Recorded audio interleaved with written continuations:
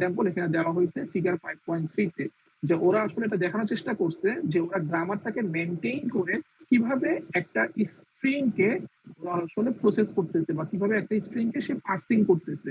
সহজ কথায় বলতে আর কি এরকম। এটাকে বলা হয় ইনফেয়ারিং, যে ইনফেয়ারিং অথবা আপনি বলতে পারেন রিকার্সিভ ইনফেয়ারেন্স, এটাই বলেন না কেন। এটার একটা এক্সাম্পল এখানে দেওয়া হয়েছে, এটা অবশ্যই অবশ্যই সবাই প্র্যাকটিস করবেন, কারোর জন্য এটা মিস না যায়। আচ্ছা, তারপর এটা এখান থেকে আমরা তেমন কিছু পড়তেছি না। এখানে আপনার এক্সাম্পল 5.5 এ জাস্ট লেফট মোস্ট ডেরিভেশনটাকে দেখানো হয়েছে আপনাকে একটা আইডিয়া দেওয়ার জন্য। তারপরে 5.1.4 এ ওই ডেরিভেশনের দুইটা টাইপস নিয়ে আসা হয়েছে, লেফট মোস্ট রাইট মোস্ট। আপনার জাস্ট কিভাবে করতে হয়, এই জাস্ট এক্সাম্পল 5.6 এখানে আপনার লেফট মোস্ট ডেরিভেশনটাকে দেখানো হয়েছে সেম স্ট্রিং, এবং আপনার এখানে হচ্ছে যে রাইট মোস্ট ডেরিভেশনকে দেখানো হয়েছে, দুইটাকে দেখানো হয়েছে। তো এক্সাম্পল 5.6 টা অবশ্যই সবাই করবেন। যে ওরা আসলে কি করতেছে আপনি দেখেন, প্রতি স্টেপে ওরা একবার শুধু একটা রুল অ্যাপ্লাই করে। এমন না যে আমি একটা মানে আপনার মানে একই স্টেপে বা একই লেভেলে আমি হচ্ছে দুইটা প্রোডাকশন রুল অ্যাপ্লাই করে ফেলছি, এরকম করা যাবে না। সো আমরা প্রতি ধাপে এট এ টাইম একটা প্রোডাকশন রুল অ্যাপ্লাই করে থাকি। আইদার আমরা বাম দিক থেকে ডিরাইভ করি অথবা আমরা ডান দিক থেকে ডিরাইভ করি। তো এটাও কেউ কারোর জন্য প্র্যাকটিস থেকে মিস না যায়। এক্সাম্পল 5.6 অবশ্যই সবাই করতে হবে, এবং সবচেয়ে সুন্দর হবে আপনি যদি এ এই যে স্ট্রিংটা আমাদের এখানে দেওয়া আছে, এ মাল্টিপ্লাইড বাই আপনার প্যারেনথেসিস অর্থাৎ ব্র্যাকেট এ প্লাস বি ডাবল জিরো, এটার সাথে যদি আপনি নিজে থেকে আরো কিছু যদি একটু মানে ধরেন আপনি আরো কিছু যদি অ্যাড করেন, কারণ এই গ্রামারটা তো আসলে গুণের জন্য, যোগের জন্য, ব্র্যাকেটের জন্য। গ্রামারটার দিকে আপনি তাকালেই বুঝতে পারবেন যে গ্রামারটা এমন ভাবে লেখা হয়েছে যে আপনার গুণ, যোগ এবং ব্র্যাকেট সবগুলোকে ও প্রসেস করতে পারবে।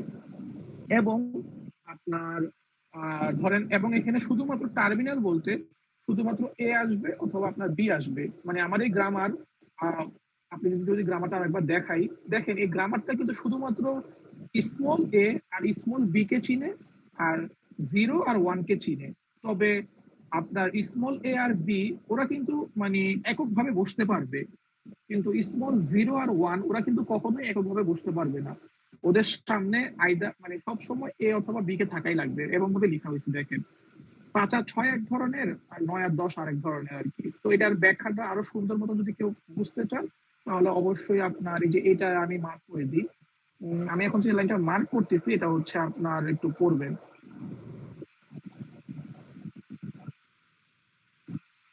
পড়বেন এক্সাম্পল 5.3টা খুব মনোযোগ দিয়ে পড়বেন, এবং যেটা বললাম এটা রিকার্সিভ ইনফারেন্সটা প্র্যাকটিস করবেন। এগুলো আমি পড়াইছি আগে, এখানে আমি বেশি সময় দিতে চাচ্ছি না, আরো পড়া বাকি আমাদের। আর এক্সাম্পল 5.6টাও সবাই আসলে একটু মনোযোগ দিয়ে পড়ার চেষ্টা করবেন, এগুলো যেন কারোরই মিস না দেয় প্র্যাকটিস করা থেকে। আচ্ছা, সেন্টেনশিয়াল ফর্মস নিয়ে আমরা আসলে এত মাথা কামাবো না, বা এত আমাদের এত মানে মনোযোগ এখানে দেওয়ার দরকার নেই। এখান থেকে আমরা এক্সারসাইজ 5.1.2 সবাই নোট করেন। আমি এখন যা যা বলবো এটা হচ্ছে আপনার অ্যাসাইনমেন্টের অংশ হিসেবে আসবে। অ্যাসাইনমেন্টে এই জিনিসগুলো আপনাকে অবশ্যই দিতে হবে, তবে অ্যাসাইনমেন্ট জমা দিবেন ফাইনালের পরে, এখন শুধুমাত্র প্র্যাকটিস করবেন। তাহলে আপনার হচ্ছে সবাই এটা নোট করেন, আমিও নোট করে রাখতেছি যে আমি আসলে ক্লাসে কি কি এক্সারসাইজ দিচ্ছি। এক্সারসাইজ 5.1.2 এটা আমরা করব, পরীক্ষার জন্য প্রিপারেশন নিব, এবং আমাদেরকে অ্যাসাইনমেন্ট এটা দেওয়া লাগবে। তারপরে এখান থেকে আপনার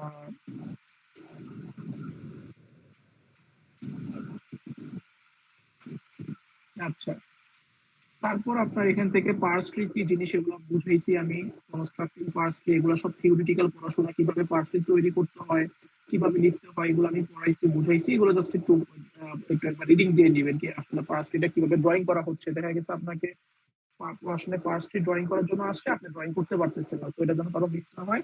এক্সাম্পল 5.11 অবশ্যই অবশ্যই দেখা লাগবে এবং প্র্যাকটিস করা লাগবে বাসায়। আচ্ছা, তারপর হচ্ছে আহ, আমি আপনার অ্যাসাইনমেন্টে যা যা দিচ্ছি, যেমন একটা এক্সারসাইজ ইনক্লুড করছি 5.1.2, এর পাশাপাশি বইয়ের কিছু এক্সাম্পলও বলছি। তো এই এক্সাম্পল গুলো কিন্তু আপনার মানে অ্যাসাইনমেন্টে দিলে খুব ভালো।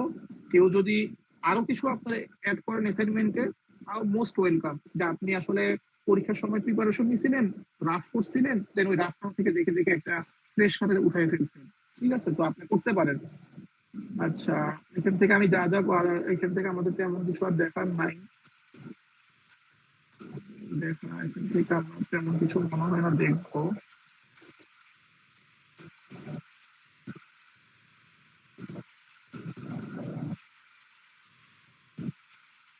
এক্সাম্পল 5.15 এটা একটু দেখতে পারেন, এখানে কি কি বলা হয়েছে। এটা লেফট মোস্ট ডেরিভেশন ওনারা তৈরি করে দেখাইছে ফিগার 5.6 এর জন্য। তো আচ্ছা, এটা দরকার নাই আমাদের, 5.2.6 দরকার নাই। অ্যাপ্লিকেশনস তো আমরা মোটামুটি আপনার পার্সার কি জিনিস এটাও আমরা মোটামুটি জানি যে আসলে ওর কাজ হচ্ছে আপনার গ্রামার ম্যাচিং করা।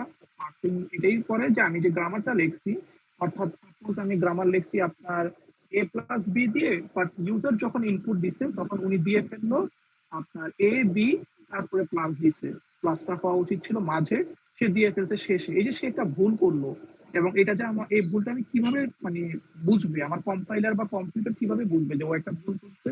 ও হচ্ছে আমার গ্রামার গুলাকে ম্যাচ করাবে। গ্রামারের সাথে যদি ইউজারের ইনপুট ম্যাচ না করে তার মানে ও ভুল করছে, ওর সিনট্যাক্স এরর। এটাকে বলা হয় আপনার পার্সিং করা আর কি। আচ্ছা, তো এখান থেকে আমরা আর কি কি করতে পারি দেখি।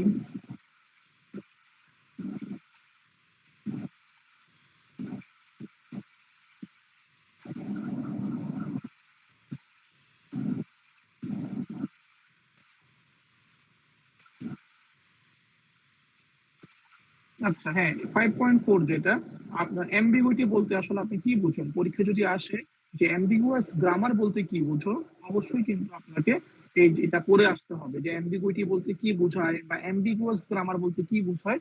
এবং এটা নিয়ে আমি আজকে খুব একটা আলোচনা করবো না, তো এটা নিয়ে আমি আপনার অনলাইন ক্লাসে মোটামুটি ভালো আলোচনা করছিলাম যে অ্যাম্বিগুয়াস গ্রামার বলতে আসলে কি বোঝায়।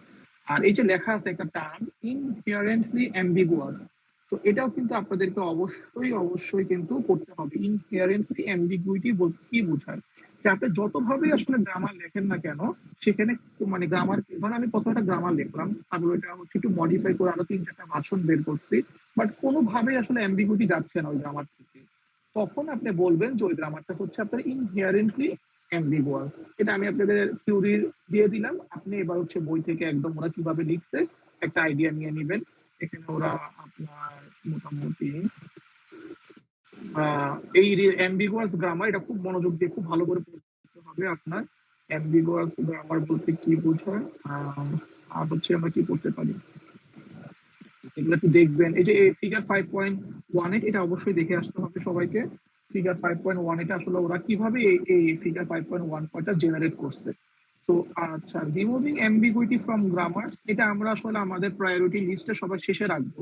আমাদের যদি পুরো পরীক্ষার প্রিপারেশন নিয়ে আরো সময় থাকে তখন আমরা 5.4.2 দেখবো। আচ্ছা, যে কিভাবে আসলে অ্যাম্বিগুইটি রিমুভ করা লাগে আর কি। তো এই যে অ্যাম্বিগুইটি রিমুভ করে আমরা এখানে একটা মানে আনঅ্যাম্বিগুয়াস এক্সপ্রেশন গ্রামার পেয়ে গেছি, অরিজিনাল যে গ্রামারটা ছিল তার এক হচ্ছে আর কি। তো এই তো আপনার এটা একটু দেখবেন।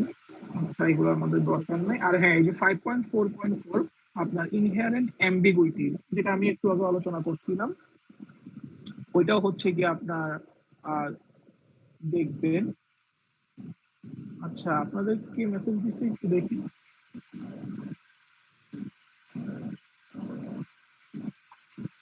ইনহেরেন্ট অ্যাম্বিগুইটি, সরি একটু আর কি ইন্টারাপ্ট হয়েছে। তো 5.4.4 এ ইনহেরেন্ট অ্যাম্বিগুইটি, এটা আপনাকে অবশ্যই পড়ে আসতে হবে কিন্তু। যে আপনাকে যদি বলা হয় যে ইনহেরেন্ট অ্যাম্বিগুইটি বলতে তুমি আসলে কি বুঝো এবং একটা এক্সাম্পল দিয়ে আমাকে এটা জাস্ট বুঝাইয়া দাও আর কি। তো অবশ্যই এটা যেন সবাইকে পড়ে আসতে হবে, ঠিক আছে? যে এখানে ওই যে একটা এক্সাম্পল দেওয়া আছে ফিগার 5.22, এখান থেকে আপনার মানে খুব আহামরি কোশ্চেন হবে না, খুব কঠিন কোনো প্রশ্ন হবে না।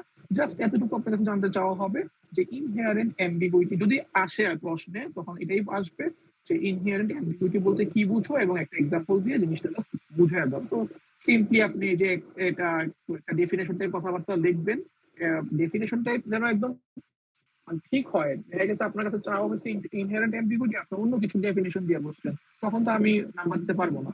আচ্ছা, আর এই যে আপনার এখানে ওরা একটা গ্রামার দিছে, গ্রামারটা দিয়ে আপনি আর কি ধরেন যে পরবর্তী যে ফিগার 5.23 এটা জাস্ট হচ্ছে আপনি মানে প্রথমে ফিগার 5.22 দিবেন, দেন তার অ্যাক্রসে আপনি ফিগার 5.23 দিয়ে দিবেন। মোর দেন এনাফ আপনার, মানে আপনি এটা বুঝাই দিচ্ছেন যে ইনহেরেন্ট অ্যাম্বিগুইটি বলতে আসলে কি বুঝায়। তো এটাই আপনার। আর এই যে আবার আরেকটা এক্সারসাইজ আসছে, সবাই একটু নোট ডাউন করেন। এক্সারসাইজ 5.4.1, এটা সবাই বাসায় প্র্যাকটিস করবেন। এবং আরেকটা হচ্ছে এক্সারসাইজ আপনার 5.4.5, এগুলো কিন্তু আমার কুইজের জন্য কিন্তু ইম্পর্টেন্ট। ঠিক আছে।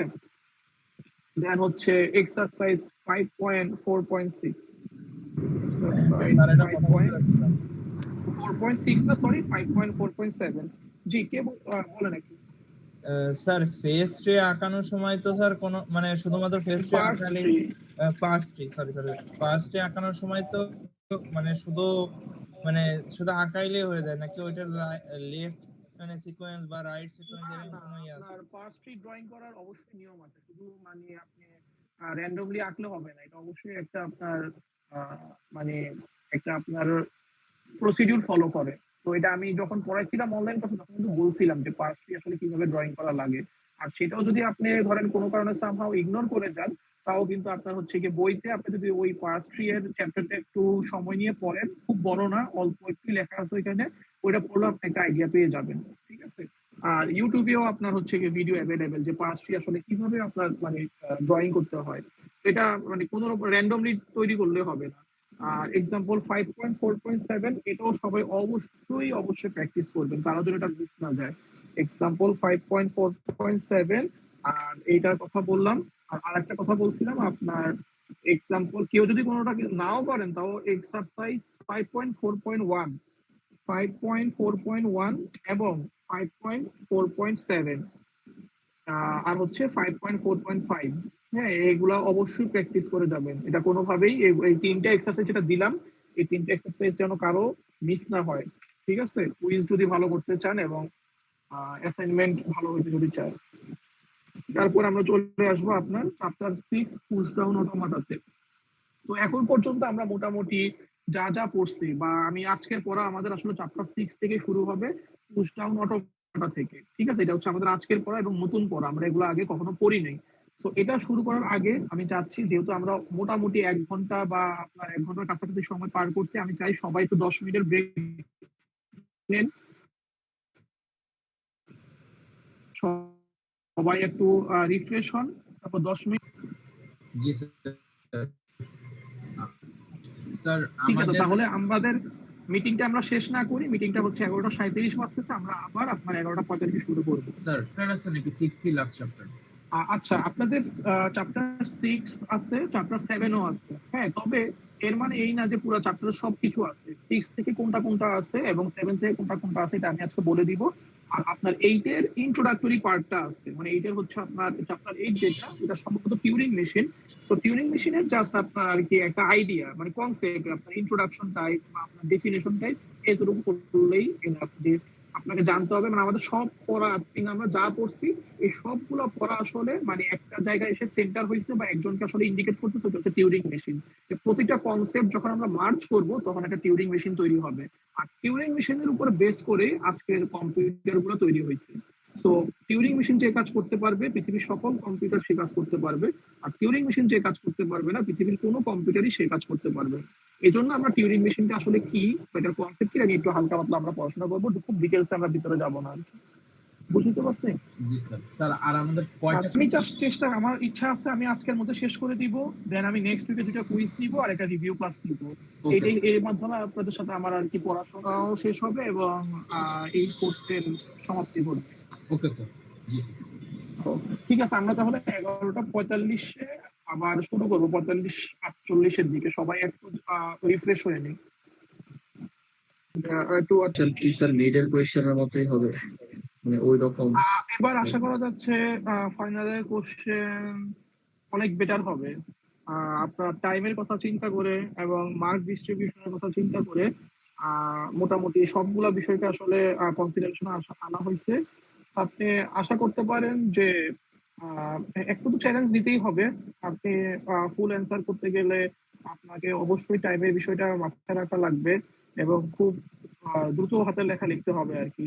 তো টাইমের এই চ্যালেঞ্জটা একটু রাখা হয়েছে যেন কম্পিটিশনটা থাকে, যে আসলে মানে আপনার যেমন টাইম তার মানে আপনার দুই একটা কোশ্চেন আর কি হয়তো স্লো লিখলে শেষ করা যাবে না, একটা কোশ্চেন বা 2টা কোশ্চেন, বাট মোটামুটি কোশ্চেন আর কি আপনাদের সবকিছু সবগুলা বিষয়কে এবার কনসিডারেশনে রাখা হয়েছে আপনার এই টাইমের বিষয় আর মার্ক ডিস্ট্রিবিউশনের বিষয়টা।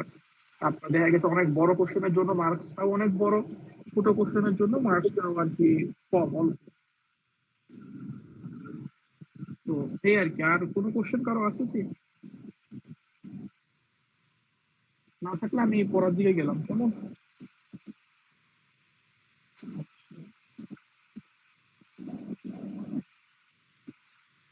আচ্ছা ঠিক আছে, তো আমরা হচ্ছে চ্যাপ্টার 6 শুরু করতেছি, পুশ ডাউন অটোমাটা। পুশ ডাউন অটোমাটা হচ্ছে আপনার, এখানে আমি কিছু লাইন হাইলাইট করে রাখছি। তবে পড়া শুরু করার আগে একটা কথা বলি, যে যেহেতু আমি একটু ফাস্ট যাব, কারণ আমাদের আসলে রাত হয়ে গেছে, সবাই হয়তো ঘুমাবো বা আহ, সবাই আসলে ক্লান্ত, আমি একটু দ্রুত যাব। এমন হইতে পারে যে হয়তো আমার এই পড়াতে আপনি বুঝতেছেন না, বা কোনো কারণ হচ্ছে হয়তো কানেক্ট করতে পারতেছেন না। তো সবার জন্য আমার একটা রিকোয়েস্ট থাকবে এটাই, যে সবাই একবার হইলেও আপনি এই পুশ ডাউন অটোমাটাতে খুব বেশি পড়াশোনা আমরা করবো না, অল্প পড়াশোনাই করবো, বাট সবাইকে অবশ্যই বইটা পড়তে হবে। ইউটিউব ভিডিও দেখেন, অন্য কারো লেকচার দেখেন, কিন্তু আপনাকে বই একবার হলেও পড়তে হবে। এটা সবার কাছে আমার মানে বিনীত অনুরোধ থাকবে। আর খুব ইজি ভাবে বইটা লেখা আছে, বইটা পড়লেই আপনি ভালো করবেন। বইটা পড়লে এবং এটা পড়ার পাশাপাশি যে এক্সাম্পল এক্সারসাইজ গুলো আমি বলে দিব মোটামুটি, আমি সবগুলা দিচ্ছি না, সব এক্সাম্পল সব এক্সারসাইজ আমি বলে দিতেছি না, ইন জেনারেল আমি তাও বলে দিব। এগুলো যদি আপনি প্র্যাকটিস করেন, আপনি অবশ্যই কুইজ ভালো করবেন। মানে আপনি বাসায় যদি প্র্যাকটিস করেন, আমি আপনাকে গ্যারান্টি দিচ্ছি যে আপনি কুইজ ভালো করবেন, অন্যান্য পরীক্ষাও ভালো করবেন। তো আমরা মোটামুটি শুরু করি। কেউ যদি না বুঝেন আমার সাথে পরে কনসাল্ট করতে পারবেন, অথবা এই রেকর্ডিং দেখতে পারবেন, অথবা সবচেয়ে বেস্ট হবে নিজে নিজে বইটা একবার পড়া। এর উপর আর কিছু নেই আসলে। আমি একটু শুরু করি। সেটা হচ্ছে এখানে বলা পুশডাউন অটোমেটা আসলে বলতে কি বোঝায়, যে এটা আসলে এপসাইলন এনএফএ। আমরা আমরা যে পড়ছিলাম আপনার এপসাইলন এনএফএ, ঠিক এটা ওই ওই রকমটাই। আপনার এপসাইলন এনএফএ এরই একটা ভ্যারিয়েশন বলতে পারেন, বাট স্লাইটলি একটা আপনার মানে এডিশন আছে। সেই এডিশনটা কি, যেখানে আসলে স্ট্যাক ব্যবহার করা হয়। তো এই স্ট্যাক ব্যবহার করার কারণে তার যে ক্যাপাবিলিটি, এটা এপসাইলন এনএফএ বা নর্মাল এনএফএ থেকে অনেকটা বেড়ে গেছে। তো এটা হচ্ছে ওর একটা অ্যাডভান্টেজ। মানে পুশ ডাউন অটোমাটা তাহলে কিভাবে, যদি আপনাকে বলতে চাওয়া হয় যে পুশ ডাউন অটোমাটা কিভাবে অন্যান্য অটোমাটা, ফর এক্সাম্পল ডিএফএ অথবা এনএফএ থেকে কিভাবে ওদের থেকে বেটার, বা কিভাবে ওদের থেকে ভালো। পুশ ডাউন অটোমাটাটা কেন করতেছি আমরা, করার উদ্দেশ্য কি, বা এটা আমাদেরকে কি বেনিফিট দিচ্ছে। আপনি বলতে পারেন যে এখানে স্ট্যাক ব্যবহার করার একটা আপনার সুযোগ আছে, যেটা কিনা আপনার অন্যান্য অটোমাটাতে ছিল না। সো স্ট্যাক ব্যবহার যখন সে করতেছে, তার মানে এটাই বোঝায় সে কি আপনার মানে ওয়ান কাইন্ড অফ মেমোরি ব্যবহার করতেছে। সে কিছু কিছু জিনিসকে রিমেম্বার করতে পারবে, কিছু কিছু জিনিসকে সে হচ্ছে মেমোরিতে রাখতে পারবে। এটা কিন্তু অন্যান্য অটোমাটা করতে পারতো না। তো বইতে আপনার আরো লেখা আছে, আমি এগুলোতে আর যাচ্ছি না। আমি একটু তাড়াতাড়ি যাই। সেখানে এখানে ওরা বলছে যে ওরা দুটা ভার্সন দেখাবে অটোমাটার। যেটা হচ্ছে one, that accepts by entering and accepting step. মানে আপনার অ্যাকসেপ্টিং স্টেটে প্রবেশ করার মাধ্যমে সে আসলে আপনার স্ট্রিং কে অথবা ইনপুটটাকে অ্যাকসেপ্ট করবে, আমরা যেটা যেভাবে পড়ে আসছি। আরেকটা ভার্সন হচ্ছে যে স্ট্যাককে এমটি করার মাধ্যমে। তো আমরা মোটামুটি প্রথম ভার্সনটাই করবো। দ্বিতীয় ভার্সনটা আর কি আমরা হয়তো করবো না আর কি, অন্তত পরীক্ষার জন্য। বাট কেউ যদি আপনার নলেজ বৃদ্ধি করার জন্য চান, অবশ্যই করতে পারেন। আচ্ছা, স্যার প্রথম ভার্সনটা যদি আবার একটু বলতেন ভালো হতো। স্যার একটু হাইলাইটারটা ইউজ করেন স্যার। হ্যাঁ, হাইলাইটার আমি মোটামুটি হাইলাইট করেই রাখছি, যেখানে যেখানে আমার জি স্যার। হাইলাইট করার, আমি এগুলো হাইলাইট করে রাখছি গুরুত্বপূর্ণ জায়গাগুলো।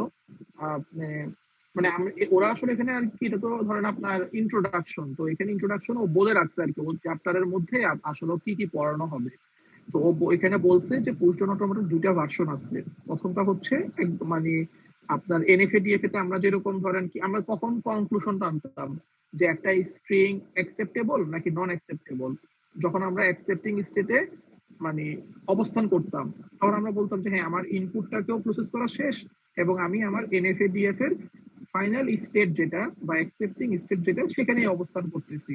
তো ফাইনাল স্টেটে অবস্থান করতেছি, আবার আমার ইনপুটকেও প্রসেসিং করা শেষ। তার মানে বোঝা গেল হ্যাঁ, আমার মানে সবকিছু স্ট্রিংটা অ্যাকসেপ্টেবল বা স্ট্রিংটাকে আমি রেকগনাইজ করতে পারতেছি। তো ওইটার সাথে আর কি তাল মিলে প্রথম ভার্সনটা বলা হয়েছে যে one, that accepts by entering and accepting state. আচ্ছা, এটা একটু বেশি আপনার হাইলাইট হয়ে গেছে।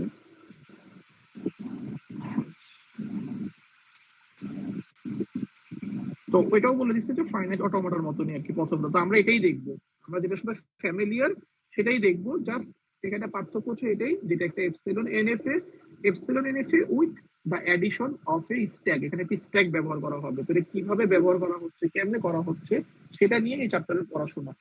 প্রথমে ওনারা আসলে একটা ইনফর্মাল ইন্ট্রোডাকশন দিছে, ঠিক আছে, আপনারা এটা পড়বেন। তো এটা নিয়ে আমি আর বলতে চাই না, অলরেডি কিছু কিছু লাইন হাইলাইট করে রাখছি, যে রিমেম্বার করার যে বিষয়টা, যে ওর যেই আপনার মানে ক্যাপাবিলিটি, ওর যে হচ্ছে ও যে অন্যদের কাছ থেকে যে ডিফারেন্সিয়েট করতেছে, এটাই হচ্ছে কি আপনার একটা ওর বৈশিষ্ট্য, যে ও হচ্ছে আপনার ইনফরমেশনকে রিমেম্বার করতে পারবে। আচ্ছা, তো এখানে ওরা আরো কিছু আপনার ব্যাখ্যা দিছে, বুঝাইছে, আপনারা অবশ্যই এগুলো পড়বেন। আর হাইলাইট তো আমি করেই রাখছি যে কোনটা কোনটা হবে। তারপরে আমি হচ্ছে গিয়ে চলে যাচ্ছি আপনার একটা, যদি বলা হয় যে একটা যখন ট্রানজিশন হবে, অর্থাৎ এক স্টেট থেকে যখন আরেক স্টেটে আমরা মানে আপনার ট্রানজিট করব, তখন পুশ ডাউন অটোমাটাতে কি কি ঘটনা ঘটতে পারে। যদি আপনাকে প্রশ্ন চাওয়া হয় যে একটা সিঙ্গেল ট্রানজিশনে পুশ ডাউন অটোমেশনে কি কি হয়, মানে আপনি ডিএফএনএফ তে কি করছেন, যে আমি একটা স্টেট থেকে যখন আপনি স্টেটে ট্রানজিট করি, তখন ডিএফ এর বেলায় কি হয়, আমার একটা ইনপুট তো নিতেই হবে। আবার এনএফ এর বেলায় কি হচ্ছে আপনার, যে হ্যাঁ আমি যখন এক স্টেট থেকে আরেক স্টেটে যাই, আমি মাল্টিপল স্টেটে অবস্থান করতেই পারি একটা ইনপুট সিম্বলকে নিয়ে। আচ্ছা, আর এপসাইলন এনএফ তে আমরা কি দেখে আসছি, যে আমি এক স্টেট থেকে আরেক স্টেটে গেলে এপসাইলন ট্রানজিশন নিতে পারি, অর্থাৎ কোনো কিছুকে প্রসেস করা ছাড়াই আমি স্টেট চেঞ্জ করে ফেলতেছি। তো এখানে ওইটা বলা হয়েছে যে একটা সিঙ্গেল ট্রানজিশনে কি কি ঘটনা ঘটতে পারে, কি কি সম্ভাব্য ঘটনা ঘটতে পারে, সেই সংক্রান্ত আলোচনা এখানে করা হয়েছে। এটা অবশ্যই, এটা আপনারা মানে রিডিং দিয়ে নেবেন, পড়ে নেবেন আর কি, বুঝতে পারবেন কি কি হচ্ছে। আমরা এখন চলে আসি এক্সাম্পল 6.1 এ। এক্সাম্পল 6.1 এ আপনাকে একটা এক্সাম্পল ল্যাঙ্গুয়েজ দেওয়া আছে। তো এই ল্যাঙ্গুয়েজটাকে ওনারা বলতেছে কনটেক্সট ফ্রি ল্যাঙ্গুয়েজ। আচ্ছা, তো কনটেক্সট ফ্রি ল্যাঙ্গুয়েজ এটা কোন গ্রামারটাকে ফলো করতেছে, ফিগার 5.1 এর গ্রামারটাকে ফলো করতেছে। এবং 5.1 এ আমরা দেখছিলাম মোটামুটি 5টার মতন প্রোডাকশন রুল ছিল। সেখান থেকে ওনারা বলতেছে যে পি বিলংস টু বা পি ইমপ্লাইজ 0 এবং পি ইমপ্লাইজ 1, এই দুইটা রুল অমিটেড। মানে ওই ফিগার 5.1 এ ওই ওখানে 5টা রুল ছিল, 5টা রুলস থেকে এই দুইটা রুলস বাদ যাবে। আচ্ছা, আসলে কি প্রবলেমটা, আসলে কি বলতে চাচ্ছে বা কি বুঝাইতেছে? প্রবলেমটা বলতেছে এটাই, যে ধরেন আমি আপনার ধরেন আপনার ডব্লিউ একটা স্ট্রিং, আগে আমরা ডব্লিউ বুঝি, ডব্লিউ বলতে কি বুঝায়, ডব্লিউ বলতে বুঝায় যে ডব্লিউ হচ্ছে একটা স্ট্রিং, এবং কিরকম string, palindrome number. Palindrome number কি জিনিস, এটা আশা করি আমরা সবাই জানি, যে আমি ফরওয়ার্ড থেকে মানে ফরওয়ার্ড থেকে পড়ি আর ব্যাকওয়ার্ড থেকে পড়ি, ওই নাম্বারটা দেখতে একই রকমই হবে। ফর এক্সাম্পল 010, তো 010 আপনি ফরওয়ার্ড বাম দিক থেকে পড়েন আর ডান দিক থেকে পড়েন, ওই একই জিনিস বুঝাবে। তো 010 কে এটা হচ্ছে ডব্লিউ। এখন ওরা বলতেছে যে ডব্লিউ কে আমি রিভার্স করব। ডব্লিউ প্রথমে তো ডব্লিউ থাকবেই, তার সাথে আমি কনক্যাটিনেট করব। কনক্যাটিনেট করা মানে পাশাপাশি বসায় দেওয়া। তো পাশাপাশি কি বসাবো, ডব্লিউ টু দি পাওয়ার আর। এর অর্থ হচ্ছে যে ওই যে ডব্লিউটা ছিল, ওই ডব্লিউটাকে আমি রিভার্স করব, এবং রিভার্স করে আমার পূর্বের যে ডব্লিউ, অরিজিনাল যে ডব্লিউ, তার সাথে যদি আমি কনক্যাটিনেট করে দিই, মানে পাশাপাশি বসায় দিই, তাও সেটা একটা প্যালিন্ড্রোম নাম্বার হবে। এবং এটা হবে আপনার ইভেন লেন্থ, মানে লেন্থটা হবে আপনার ইভেন। ওই যে যেটা বললাম, যে আপনি ধরেন ডব্লিউ হচ্ছে 010, তারপর আপনি কি করলেন, এই ডব্লিউটাকে রিভার্স করলেন। তো রিভার্স করলে তো আপনার স্টিল 010ই থাকবে, কোনো চেঞ্জেস তো আসবে না। এবার পূর্বের 010 আর এখনকার হচ্ছে আপনি 010 কে যদি পাশাপাশি বসায় দেন, তাও দেখবেন এটা একটা প্যালিন্ড্রোম নাম্বার। এবং সবচেয়ে মজার বিষয় হচ্ছে পূর্বের লেন্থ ছিল 3, অরিজিনাল ডব্লিউ লেন্থ ছিল 3, এবং পরের যে রিভার্স ডব্লিউ তার লেন্থও 3। এখন টোটাল যদি এদেরকে আমি একসাথে বসাই, কনক্যাটিনেট করে পাশাপাশি বসাই, লেন্থ হয়ে যাবে 6। এজন্য বলা হচ্ছে ইভেন লেন্থ। তো আশা করি আমি এটা মোটামুটি কিছুটা হলে আপনাদেরকে আইডিয়া দিতে পারছি, খুব জটিল কিছু না, সবকিছু এখানে এক্সাম্পলে বলা আছে, তাও আমি আমার মতো করে একটু আলোচনা করে দিলাম। আচ্ছা, তো এখন ওনারা আসলে এখানে আপনার আমার কার্সর যদি দেখেন, যে ওরা বলতেছে we can design an informal down automation accepting L, আপনার সাবস্ক্রিপ্টটা আছে WWR। আচ্ছা, এটা সাবস্ক্রিপ্টে থাকা না থাকা কোনো বিষয় না। তো আপনার এখানে ওরা আসলে মানে প্রথমত প্ল্যানিং করতেছে, বলেই দিছে যে ইনফর্মাল, এটা কিন্তু ইনফর্মাল, মানে ওরা আসলে একটা কিছু প্ল্যান করতেছে। আমাদের লাইক হচ্ছে আপনার গ্রাউন্ড রুলস এর মতন। আমরা একদম শুরুর দিকে চ্যাপ্টার 1-2 তে পড়ছিলাম গ্রাউন্ড রুলস, যে আমি আগে একটু প্ল্যানিং করি যে আমি কিভাবে সাজাবো আমার এই পুশ ডাউন অটোমাটাটাকে। তো এখানে ওরা বলতেছে যে ধরেন আমি কিউ জিরো স্টেটে অবস্থান করতেছি এবং আমি গেস করে নিচ্ছি যে আমি এখনো আমার টোটাল যেই স্ট্রিং, সেই স্ট্রিংটাকে আমি এখনো দেখি নাই, বাট সেই স্ট্রিং এর আপনার হচ্ছে গিয়ে মিডল অবস্থানে আমি এখনো পৌঁছাইতে পারি নাই। কারণ আমার স্ট্রিংটা তো হচ্ছে গিয়ে কিরকম হবে, W W to the power R. ওরা বলতেছে যে W R W to the power R এটাকে আমরা দুইটা ভাগে ভাগ করি। প্রথম ভাগটা হচ্ছে ডব্লিউ আর শেষের ভাগটা হচ্ছে ডব্লিউ টু দি পাওয়ার আর।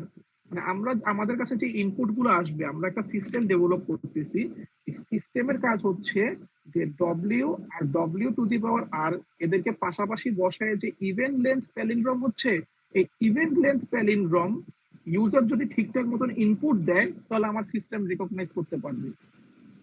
আমাদের কাজ কি, আমাদের কাজ হচ্ছে একটা পুশ ডাউন অটোমাটা ড্রয়িং করা বা ডিজাইন করা।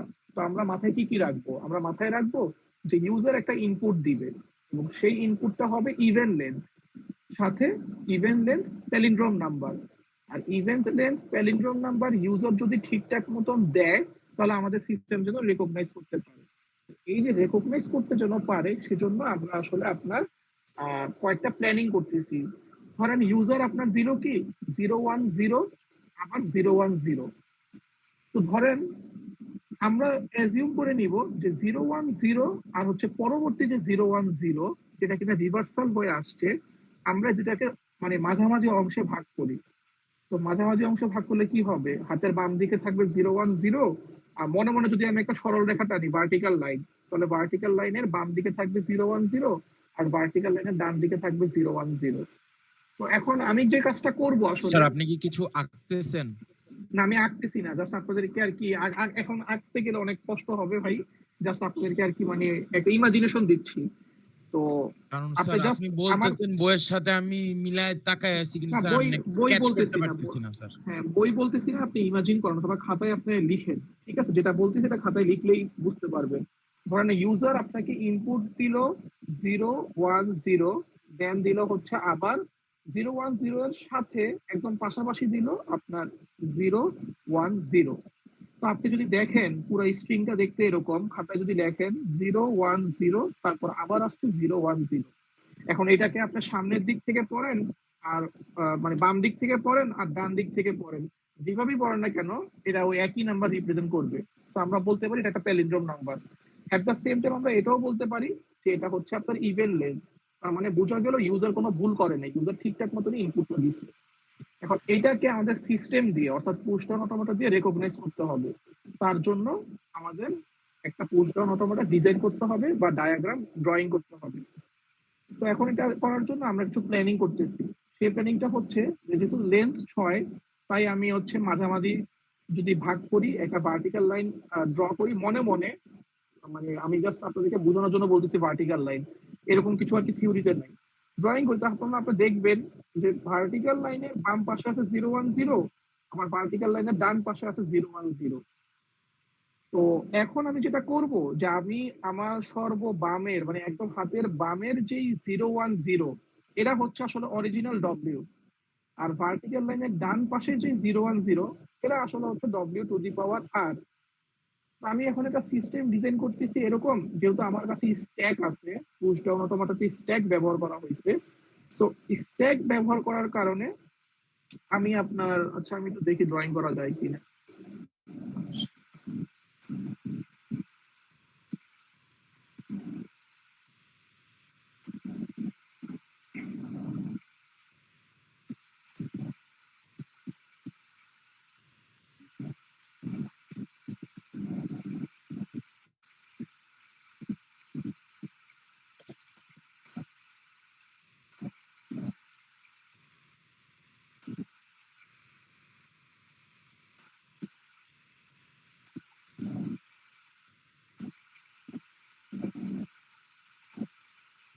যেটা ড্রয়িং করে দেখা যাচ্ছে বলেন তো?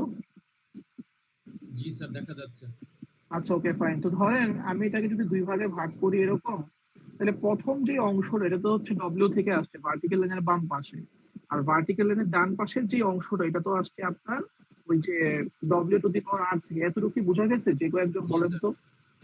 আচ্ছা, তাহলে এখন ইউজার কোনো ভুল হ্যাঁ, ইউজার কোনো ভুল করে না, ইউজার ঠিকঠাক মতনই ইনপুটটা দিছে একদম ওই ল্যাঙ্গুয়েজটাকে ফলো করে। আমাদের কাজ হচ্ছে এটাকে রিকগনাইজ করতে পারা। তো আমার কাছে যেহেতু স্ট্যাক নামক একটা জিনিসের ফ্লেক্সিবিলিটি আছে, আমি যেটা করব, যদিও আসলে স্ট্যাক আরেকটু ড্রয়িং করি এখানে।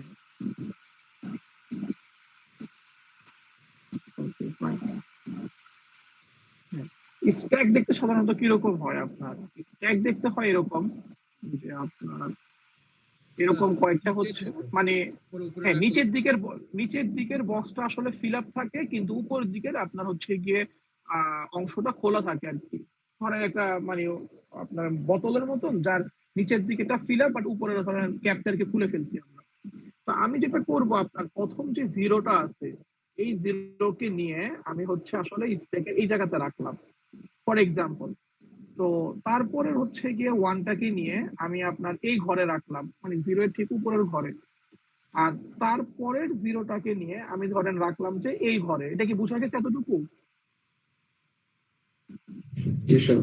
আচ্ছা, এর অর্থ হচ্ছে যে আমি বাম দিক থেকে রিডিং শুরু করছি, 010 কে আমি স্ক্যান করা শুরু করছি এবং সবাইকে আমি আসলে স্ট্যাকের মধ্যে পুশ করতেছি, মানে স্ট্যাকের মধ্যে আমি স্টোর করে রাখতেছি। Okay fine.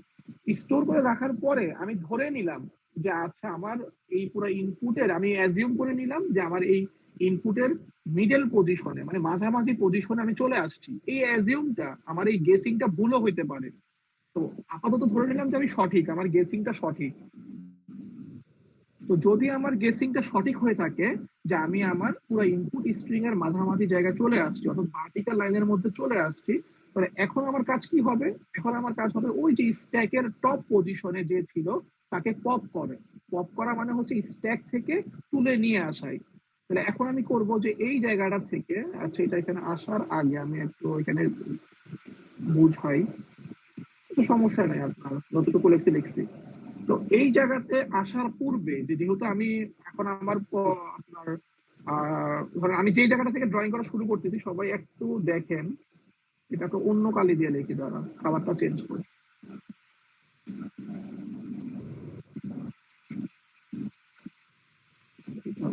করতেছি, এখান থেকে শুরু করি।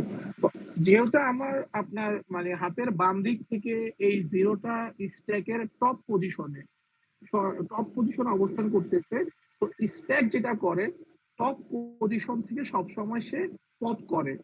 টপে যে আছে সেই হচ্ছে কি সবার আগে বের হবে, সে সবার আগে স্ট্যাক থেকে বের হয়ে যাবে।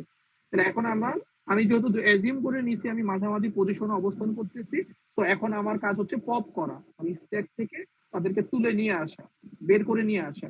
তাহলে এখন আমি কি করব, এই যে টপ পজিশন, কালার চেঞ্জ হচ্ছে না।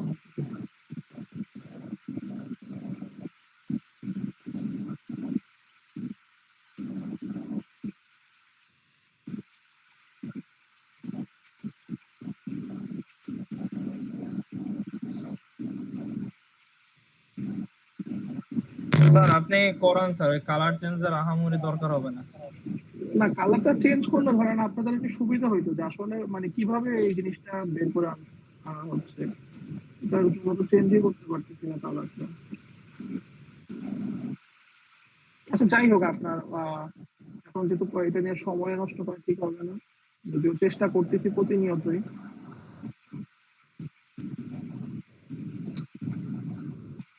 আচ্ছা, এই টপ পজিশন থেকে আমি পপ করে এনে আপনার এই জিরোকে বসাইছি, এটা কি সবাই বুঝতেছেন? যে আমি যে স্ট্যাকের টপ পজিশন থেকে পপ করে এনে এই জিরোকে এখানে বসাইছি। এতটুকু বোঝা গেছে কিনা বলেন তো যে কেউ একজন? জি স্যার। আচ্ছা ওকে ফাইন। তাহলে এখন আমার স্ট্যাকের টপ পজিশনে যে ছিল সে বের হয়ে গেছে, বের হয়ে এখানে জিরোতে বসছে মাত্র যে এই ড্রয়িংটা করলাম। তাহলে এখন স্ট্যাকের টপ পজিশনে কে আছে? One, right? মানে নিচে থেকে সেকেন্ড বক্স, ঠিক কিনা বলেন? জি স্যার। জি স্যার। ওকে, যদি সেটা ঠিক থাকে তাহলে আমি এখন টপ থেকে আবার তাকে বের করে এনে আপনার হচ্ছে এই যে এখানে ওয়ানে প্লেস করব। এবং এটা এই ওয়ানও বের হয়ে গেল, কারণ স্ট্যাক এখন শুধুমাত্র অবস্থান করতেছে 0, এবং সেই হচ্ছে একমাত্র মেম্বার, সেই টপ হিসেবে মানে এখন হচ্ছে বিহেভ করবে। তো তাকেও হচ্ছে কি আমরা আপনার বের করে এনে এখানে বসাবো। এবং যখন বসানো হয়েছে আমার স্ট্যাকটা এমটি হয়ে গেছে, স্ট্যাক এখন সম্পূর্ণরূপে খালি, স্ট্যাকের ভিতরে আর কিছু নাই। তার মানে আমি এখন বলতে পারি যে আপনার আমার এই মানে এই স্ট্রিংটাকে আমার রেকগনাইজ করা শেষ। এটা কি বলতে পারবো বলেন তো?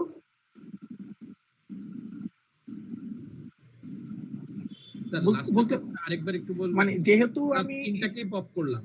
হ্যাঁ, তিনটাকে পপ করার পরে আমি যদি দেখি যে তিনটাকে পপ করার পরে এখন আমি দুটো জিনিস দেখবো। একটা হচ্ছে যে আমি কি আমার অ্যাকসেপ্টিং স্টেটে অবস্থান করতেছি কিনা। ওকে ফাইন, করতেছি যদি করে থাকি। এবং আরেকটা জিনিসও দেখা লাগবে যে আমার স্ট্যাক এমটি হয়েছে কিনা। যদি এই দুইটা কন্ডিশন ফুলফিল করে তার মানে এটাই বোঝানো হচ্ছে যে আপনার সিস্টেম সাকসেসফুলি এই স্ট্রিংটাকে বা এই ইনপুটটাকে রেকগনাইজ করতে পারছে। বুঝা গেছে? জি স্যার। নাকি আবার বলবো, বলেন কেউ একজন বুঝছি, কি স্যার। স্যার আবার একটু বলেন। আচ্ছা বলি। আমরা যেহেতু প্রথম ধাপে আমরা মানে আমাদের ইনপুট গুলোকে আপনার পুশ করছি স্ট্যাকের মধ্যে, এবং স্ট্যাকের মধ্যে পুশ করার পরে একটা সময় যে আমরা অ্যাজিউম করলাম যে হ্যাঁ আমি হয়তো আমার যে স্ট্রিংটা আছে বা যে ইনপুটটা আছে তার মাঝামাঝি পজিশনে পৌঁছায় গেছি। তো যদি আমার এই গেসিংটা সঠিক হয়ে থাকে তাহলে এখন আমি অ্যাজিউম করে নিচ্ছি, আমি মানে ভুলও হইতে পারি, বলা যায় না, এটা ধরা পড়বে আর কি, আমার অ্যাজিউমটা সঠিক না ভুল এটা ধরা পড়বে শেষের যে। তো আপাতত ধরে নিলাম যে আমি স্ট্যাকের মাঝামাঝি পজিশনে পৌঁছায় গেছি, অর্থাৎ যে ভার্টিক্যাল লাইনটা আমি ড্রয়িং করছিলাম সেই ভার্টিক্যাল লাইনের মধ্যে আমি পৌঁছায় গেছি আর কি। তো যদি আমি এই জায়গাটাতে আপনার পৌঁছায় যাই, তারপরের কাজ হবে এখন ওই যাদেরকে আমি পুশ করছিলাম তাদেরকে এখন পপ করা, অর্থাৎ স্ট্যাক থেকে বের করে নিয়ে আসা। তো আমি তাই কিন্তু করছি, 1 বাই 1 তাদেরকে বের করে নিয়ে আসছি। বের করে নিয়ে আসার পরে আমি প্রথম যে জিনিসটা নোটিস করলাম সেটা হচ্ছে আমার স্ট্যাক এমটি হয়ে গেছে, মানে খালি হয়ে গেছে। স্ট্যাকের ভিতরে আর কোনো কিছু নাই, স্ট্যাক এখন ফাঁকা, একদম শুরুতে যেভাবে ছিল কোনো কিছু পুশ করার পূর্বে। তো স্ট্যাক যেহেতু ফাঁকা, এখন আমি দেখবো যে আমি কি আমার অ্যাকসেপ্টিং স্টেটে অবস্থান করতেছি কিনা। তো যদি এই দুইটা কন্ডিশন ফুলফিল করে যে আমার স্ট্যাকও খালি হয়ে গেছে, এমটি হয়ে গেছে, এবং আমি আমার অ্যাকসেপ্টিং স্টেটেও অবস্থান করতেছি, এই দুটো কন্ডিশন ফুলফিল করার মানেই হচ্ছে যে হ্যাঁ আমার ড্রয়িং করা সিস্টেম বা আমার ডিজাইন করা সিস্টেম সাকসেসফুলি একটা ইভেন লেন্থ প্যালিন্ড্রোম নাম্বারকে রেকগনাইজ করতে পারছে, তার মানে আমি সফল। বুঝা গেছে? আর যদি এরকম হইতো যে না আমার স্ট্যাক এমটি হয়ে গেছে কিন্তু আমি অ্যাকসেপ্টিং স্টেটে অবস্থান করতেছি না, অন্য কোনো স্টেটে অবস্থান করতেছি, তার মানে বোঝা গেল ওই যে আমি প্রথমে যে গেসিংটা করছিলাম, ওই যে প্রথমে যে অ্যাজিউম করছিলাম যে আমি আমার স্ট্রিং এর মাঝামাঝি পজিশনে পৌঁছে গেছিলাম, সেই অ্যাজিউমটা বা সেই গেসিংটা ভুল ছিল। বুঝছেন কিনা বলেন? জি স্যার, বুঝছি। ইয়েস। আচ্ছা, যদি আমরা বুঝে থাকি আমরা একটা এক্সাম্পল দিয়ে একটু মানে এগুলো হচ্ছে প্ল্যানিং। এটা ছিল এতক্ষণ যারা বললাম 1 2 3 4, এটা ছিল প্ল্যানিং যে আমি এভাবে আমার সিস্টেম ডিজাইন করব। স্যার এক যদি দুই, আমরা অ্যাকসেপ্টিং স্টেটে না পৌঁছাইতে পারি তাহলে কি হবে বললেন? তার মানে আমি মানে আপনার ওই যে প্রথমে যে একটা গেসিং করছিলাম না যে আমি স্ট্রিং এর মাঝামাঝি মিডল পজিশনে পৌঁছে গেছি, ওই হ্যাঁ। গেসিংটা ভুল ছিল, ওই গেসিংটা সঠিক না। তখন আমাকে আবার আপনার কি শুরু করতে হবে যে আচ্ছা তাহলে আমি আবার ব্যাকট্র্যাক করে হচ্ছে আমি আবার আপনার সামনের দিকে আগাই। তো এইভাবে আর কি আপনার ট্রায়াল এন্ড এরর অ্যাপ্রোচ, যে আমি একবার চেষ্টা করতেছি আবার হচ্ছে আমি আপনার ব্যাক করতেছি। যদি আমার চেষ্টা মানে আমার অ্যাজিউম বা আমার গেসিংটা যদি সঠিক হয় তাহলে আমি ঠিকঠাক মতন সিস্টেম রিকগনাইজ করতে পারবো। আর যদি আমার অ্যাজিউম বা গেসিংটা ভুল হয় তাহলে আর কি আপনার যেটা বললাম যে আমরা আবার আপনার আগের জায়গা থেকে শুরু করব। মানে সিস্টেম রিকগনাইজ করতে পারেনি। একটা এক্সাম্পল দিয়ে আমরা দেখি তাহলে হয়তো আরো ক্লিয়ার হতে পারবো। আচ্ছা, এখানে মানে ইরেজার নাই, কি একটা অবস্থা। স্যার যাই হোক, আমাদের থাকুক। ইনপুট কি সবসময় স্যার প্যালিন্ড্রোম নাম্বারে দিবে? এটার জন্য হ্যাঁ, এখানে তো মানে এই এক্সাম্পলের জন্য আপনাকে বলেই দিছে যে মানে ল্যাঙ্গুয়েজটা এরকম। এখন আপনাকে বলতেছে পুশ ডাউন অটোমেটা ডিজাইন করার জন্য, মানে আমি আপনাকে ল্যাঙ্গুয়েজ দিয়ে দিব, আমি আপনাকে প্রবলেম সিনারিও দিয়ে দিব। তো এই প্রবলেম সিনারিওর উপর বেস করে আপনাকে একটা পুশ ডাউন অটোমেটা, আর পুশ ডাউন অটোমেটা তো মানে আহামরি ভিন্ন কিছু না, এটা এপসাইলন এনএফ এর মতনই। আর শুধুমাত্র আপনার এখানে স্ট্যাক ব্যবহার করার ফ্লেক্সিবিলিটি পাচ্ছেন, এতটুকুই।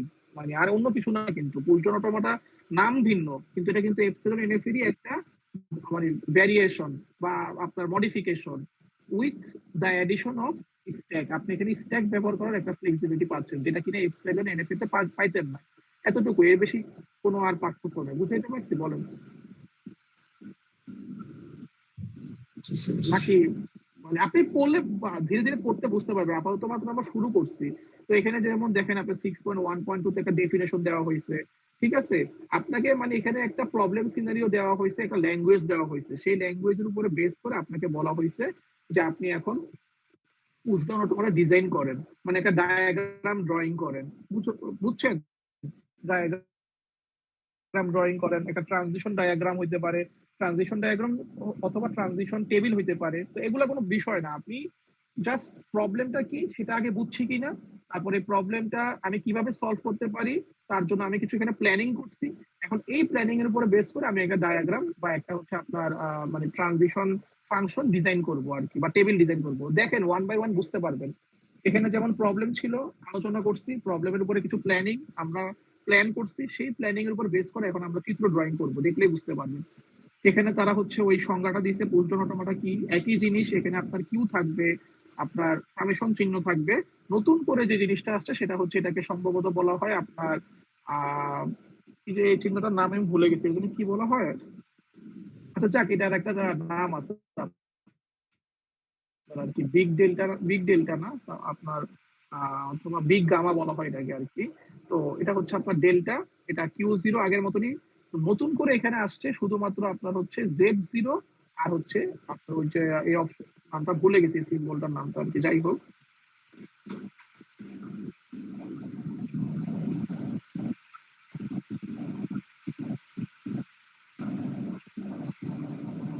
আচ্ছা দেখেন, নতুন করে এই দুইটা সিম্বল এখানে আসছে। তো পুশ ডাউন অটোমেটা তারা কয়টা টাপল থাকে? 1 2 3 4 5 6 7। এটা যেন কারো ভুল না হয় যে আমাদের পুশ ডাউন অটোমেটা যখন আমরা নোটেশনটা লিখতেছি, তখন ওই নোটেশনের মধ্যে কয়জন আপনার মেম্বার থাকবে? একজন, দুইজন, অর্থাৎ ক্যাপিটাল কিউ, সামেশন চিহ্ন, আর এটাকে মনে হয় আপনার হচ্ছে মানে গুণের চিহ্ন বলা নাকি কি বলা হয়, আমি ভুলে গেছি চিহ্নটার নাম। তারপর থাকে ডেল্টা, তারপরে কিউ 0, Z0 এবং এফ। তো এগুলোর মিনিং কি? আসলে মিনিং গুলো আমরা একটু বুঝতে চেষ্টা করি। তো আপনার কিউ আমরা সবাই জানি কিউ বলতে কি বোঝায়, তারপর সামেশন চিহ্ন বলতে কি বোঝায়। আর এই যে যে চিহ্নটা আছে, এটা আপনার নামটা, এটার নামটাকে ভুলে গেছি, বাট এটাকে বলা হয় এ ফাইনাইট স্ট্যাক অ্যালফাবেট। অর্থাৎ আপনার এটার মানেটা হচ্ছে যে আপনার স্ট্যাকের মধ্যে কারা কারা আসলে আপনার থাকতে পারবে আর কি, এটা কি আপনার বোঝানো হচ্ছে। আচ্ছা, তো এটা মানে স্ট্যাক অ্যালফাবেট, সহজ কথায় বলতে গেলে যে আমার স্ট্যাকের মধ্যে আপনার কারা কারা আসলে থাকবে। আর তারপর হচ্ছে আপনার ট্রানজিশন ফাংশন। আচ্ছা, ওই জায়গায় আমি আরেকটা কথা বলে রাখি, যে আমার স্ট্যাক অ্যালফাবেট তার মানে হচ্ছে আমি যেই যেই সিম্বল গুলো, অর্থাৎ the set of symbols that R allowed to push on to the stack. মানে আমি স্ট্যাকে কাদেরকে পুশ করতে পারবো? আমি স্ট্যাকে 0 কে পুশ করতে পারবো, 1 কে পুশ করতে পারবো, কিন্তু আমি স্ট্যাকে কিন্তু এপসাইলনকে মানে এপসাইলন যেই সিম্বল, ওকে কিন্তু আমি স্ট্যাকে পুশ করতে পারবো না। তো এটা এটা আর কি মানে বোঝানো হচ্ছে যে আমার আপনার যে কয়টা টোকেন আছে বা যে কয়টা আমার ইনপুট সিম্বল আছে, সেই কয়টা ইনপুট সিম্বল থেকে কাদেরকে কাদেরকে আমি স্ট্যাকে পুশ করার পারমিশনটা পাইছি। এটা হচ্ছে আপনার স্ট্যাক অ্যালফাবেট বোঝায়। ধরেন আমার এখানে আপনার 0 আছে, 1 আছে, এরপর হচ্ছে ধরেন আমার এ আছে, বি আছে, এপসাইলন আছে। তো আমি 0 কে পুশ করতে পারবো, 1 কে পুশ করতে পারবো, এ কে পারবো, বি কে পারবো, কিন্তু আমি এপসাইলন কে পুশ করতে পারবো না। এতটুকুই পার্থক্য, আর তেমন কোনো পার্থক্য নাই। তারপর ট্রানজিশন ফাংশন আছে, and তারপর হচ্ছে আপনার ট্রানজিশন ফাংশনটা একটু ডিফারেন্ট, যেখানে আপনার আসলে ট্রানজিশন ফাংশনের ভিতরে যে আর্গুমেন্ট গুলা, প্রথমে আপনার কিউ আছে, এই কিউ মিন করে যে আমি কার কাছে মানে কোন যে আমার স্টার্টিং স্টেট, যেখান থেকে আমি শুরু করতেছি। এই স্মল এটা আগের মতনই ইনপুট সিম্বল, যে আমি কাকে আসলে প্রসেস করতেছি এই মুহূর্তে, আমি কিউ স্টেটে অবস্থান করতেছি, এবং আমি কিউ স্টেট থেকে প্রসেস করব স্মল এ কে। আর ক্যাপিটাল এক্সটা কি বোঝায়? ক্যাপিটাল এক্সটা হচ্ছে আপনার স্ট্যাক সিম্বল, অর্থাৎ আমার স্ট্যাকের টপে কে আছে। তাহলে ক্যাপিটাল এক্স এর মিনিংটা কি? যে আমার স্ট্যাকের টপ পজিশনে আসলে কে অবস্থান করতেছে। বুঝা গেছে কিনা বলেন? এটা কি বোঝা গেছে ট্রানজিশন স্যার ফাংশনের ভিতরে যে আরেকবার একটু ট্রানজিশন ফাংশনের ভিতরে 3টা প্যারামিটার আছে। প্রথমটা হচ্ছে কিউ, এটা আগের মতনই, যে স্টার্টিং স্টেট। তারপর হচ্ছে এ, যেটা কিনা আমার ইনপুট সিম্বল, অর্থাৎ আমি এই মুহূর্তে কাকে প্রসেস করতেছি। সেটা হইতে পারে একটা সেটা স্মল এ হইতে পারে, সেটা স্মল বি হইতে পারে, 0 হইতে পারে, 1 হইতে পারে, হোয়াট এভার, মানে আমি কাকে প্রসেস করতেছি। ইভেন এপসিলনও হইতে পারে। এটা নিয়ে তো আপনার টেনশনের কিছু নাই। মানে আমি এখন কাকে আসলে প্রসেস করব, এটা তো ডিপেন্ড করবে সিনারিওর উপরে, ক্যালকুলেশনের উপরে, রাইট? জি স্যার এটাই দেখেন 2 নম্বরে ওরা বলে দিছে যে এটা আসলে কি বোঝায়। এ আইদার অ্যান ইনপুট সিম্বল, অর্থাৎ আমার ডায়াগ্রামে যে সকল ইনপুট সিম্বল গুলো আছে তাদের মধ্যে থেকে যে কোনো একজন হতে পারে, অথবা এটা হইতে পারে আপনার এপসাইলনও হইতে পারে। হইতে পারবে না এপসাইলন, নাকি হইতে পারবে না? হইতে পারবে স্যার হইতেই পারবে, সমস্যা নাই। আমি কাকে যেহেতু এটা এপসাইলন এনএফ এর ভ্যারিয়েশন, সো এপসাইলন এনএফ এর তো এপসাইলন ট্রানজিশন থাকতেই পারে, এটা কোনো সমস্যা না। বুঝা গেছে কিনা বলেন? জি স্যার আচ্ছা, আর তারপর হচ্ছে আপনার কিউ জিরো, পূর্বের মতনই এটা একটা স্টার্টিং স্টেট। আর তারপর হচ্ছে আপনার জেড জিরো, যে স্টার্ট সিম্বল। এই স্টার্ট সিম্বলটাকে কেন আনা হয়েছে নতুন করে, এখানে জেড জিরো আসছে।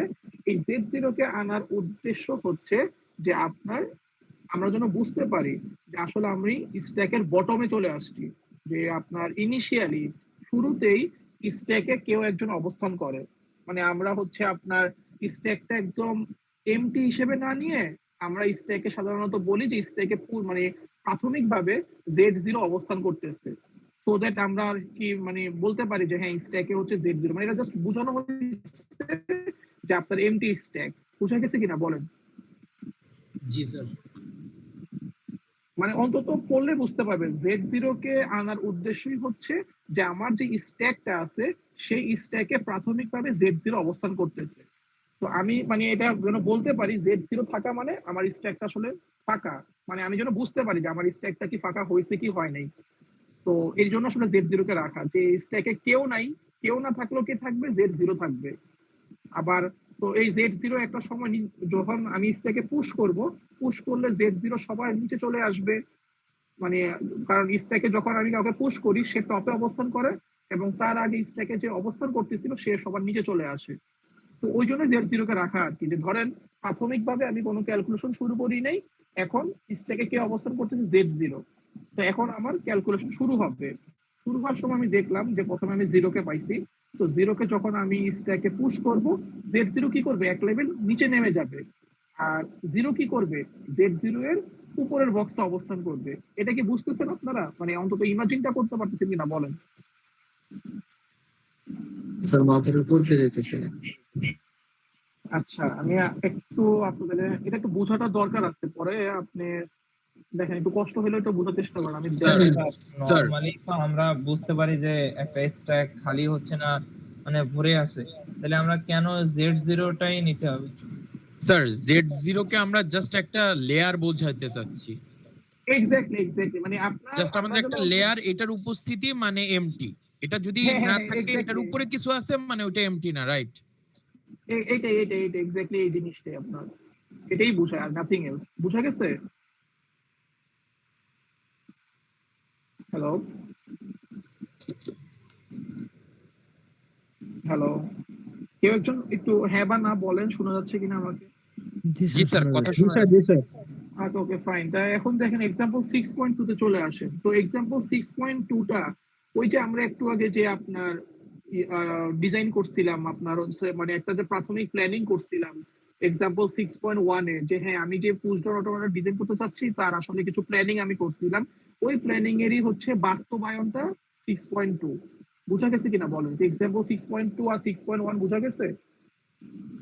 জি স্যার আচ্ছা, তো 6.2 তে আমরা কি করতেছি দেখেন, যে এই যে আমি আপনার দেখেন এক্সাম্পল 6.2 তে আমি আপনার হাইলাইট করে রাখছি, যে এখানে দেখেন যে উই শেল, হলুদ কালারের হাইলাইটটা দেখেন, যে we shall use I stack symbol Z0 to mark the bottom of the stack. আর কিছুই না, আপনি যে কথাটা বলছেন এটা ওই কথাটাই মানে মেনটেন করে। তো দেখেন এখন আপনার এখানে ওরা হচ্ছে আপনার একটা নোটেশন ইউজ করছে যেটা কিনা হচ্ছে পি। তো এই নোটেশনটার মধ্যে পি কি, পি বলতে আমরা একটা নোটেশন ইউজ করতেছি, এবং পি তে আমার ডায়াগ্রামে সবকিছু অবস্থান করবে। তার মানে প্রথমে Q0, Q1, Q2, এর অর্থ হচ্ছে আমার ডায়াগ্রামে তিনটা স্টেট অবস্থান করতেছে। তারপর আসতেছে আপনার 0, 1। এই 0, 1 হচ্ছে আমার আপনার ইনপুট সিম্বল, যে আমার ডায়াগ্রামে কারা কারা ইনপুট সিম্বল হিসেবে কাজ করবে। যেহেতু আমরা এখানে প্যালিন্ড্রোম নাম্বার নিয়ে কাজ করতেছি এবং সেখানে শুধুমাত্র আমরা 0 আর 1 কে প্রায়োরিটি দিতেছি, অন্য কাউকে আমি A আর B কে আনতেছি না, যেটা আমি একটু আগে লিখছিলাম 0, 1, 0 আর হচ্ছে আপনার আবার 0, 1, 0। তো 0 আর 1 হচ্ছে আমার সিস্টেমের ইনপুট সিম্বল, চলে গেল। তারপরটা হচ্ছে আপনার 0, 1, Z0, অর্থাৎ এই তিনজনকে আমি স্ট্যাকে পুশ করতে পারবো বা স্ট্যাকে রাখতে পারবো। স্ট্যাকে আমি কাদেরকে রাখতে পারবো বা স্ট্যাকে থাকার মতন কারা পারমিশন পাইছে, তারা হচ্ছে 0, 1 আর Z0। তারপরে মানে স্ট্যাক অ্যালফাবেট। তারপরে delta as it is, Q0 as it is, Z0 হচ্ছে আপনার স্ট্যাক অ্যালফাবেট, আর তারপর হচ্ছে আপনার Q2টা হচ্ছে আমার ফাইনালি অ্যাকসেপ্টিং স্টেট। বুঝা গেছে কিনা বলেন? এই নোটেশনটা কি আমরা বুঝছি? কেউ একজন ইয়েস অথবা নো বলেন। জি স্যার। এটা তো সিম্পল, জাস্ট নতুন করে এখানে হচ্ছে আপনার Z0 আসছে আর হচ্ছে যে স্ট্যাক অ্যালফাবেটটাকে আমরা মানে এবার হচ্ছে সেট আকারে লিখছি আমার ওই প্রবলেমের উপরে বেস করে। আর Z0 তো থাকবেই, Z0 তো অলওয়েজ থাকবে স্ট্যাকের ভিতরে, যেহেতু ওই স্ট্যাকের বটম রিপ্রেজেন্ট করতেছে। আর 0 আর 1 আপনার ওই ইনপুট অ্যালফাবেট থেকে আসছে। তো এখন এখানে মেইন কাজ হচ্ছে সবকিছু আমার মানে ড্রয়িং করা শেষ, এখন শুধুমাত্র কানেকশন গুলো স্থাপন করা লাগবে, যে আমি এক স্টেট থেকে আরেক স্টেটের মধ্যে কিভাবে ট্রানজিশনটা নিব, বা কিভাবে আমি আসলে এক স্টেট থেকে আরেক স্টেটে যাব, অথবা কিভাবে আমি সেলফ লুপ মেনটেন করব। এটাই হচ্ছে এখন আমাদের মেইন মানে আসল কাজ হচ্ছে এখানেই, বাকি সব কাজ কিন্তু কমপ্লিট। শুধুমাত্র এখন আমাদের কনসার্ন হচ্ছে কিভাবে আমরা এক স্টেট থেকে আরেক স্টেটে ট্রানজিশন করব, অথবা কিভাবে সেলফ লুপ মেনটেন করব। এটা কি এখন এটা বোঝার জন্য আমরা আপনি দেখেন ডেল্টাটাকে পড়বো। ডেল্টা হচ্ছে এখানে 5টা রুলস আছে বা 5টা আপনার মানে লাইন আছে, যেখানে আসলে প্রতিটা স্টেট থেকে আরেকটা স্টেটে যাবে, নাকি ওই স্টেটে সে অবস্থান করবে অর্থাৎ সেলফ লুপ মেনটেন করবে, সবকিছু এখানে বিস্তারিত বলা আছে। লাইক আপনার এনএফএ ডিএফএ ট্রানজিশন ফাংশনের মতন, এটাকে আপনি একটা ট্রানজিশন ফাংশন বলেন আর ট্রানজিশন টেবিল বলেন, সব কিন্তু একই কথা। আর এটার উপরে বেস করে কিন্তু ট্রানজিশন ডায়াগ্রামটা ড্রয়িং করা হবে।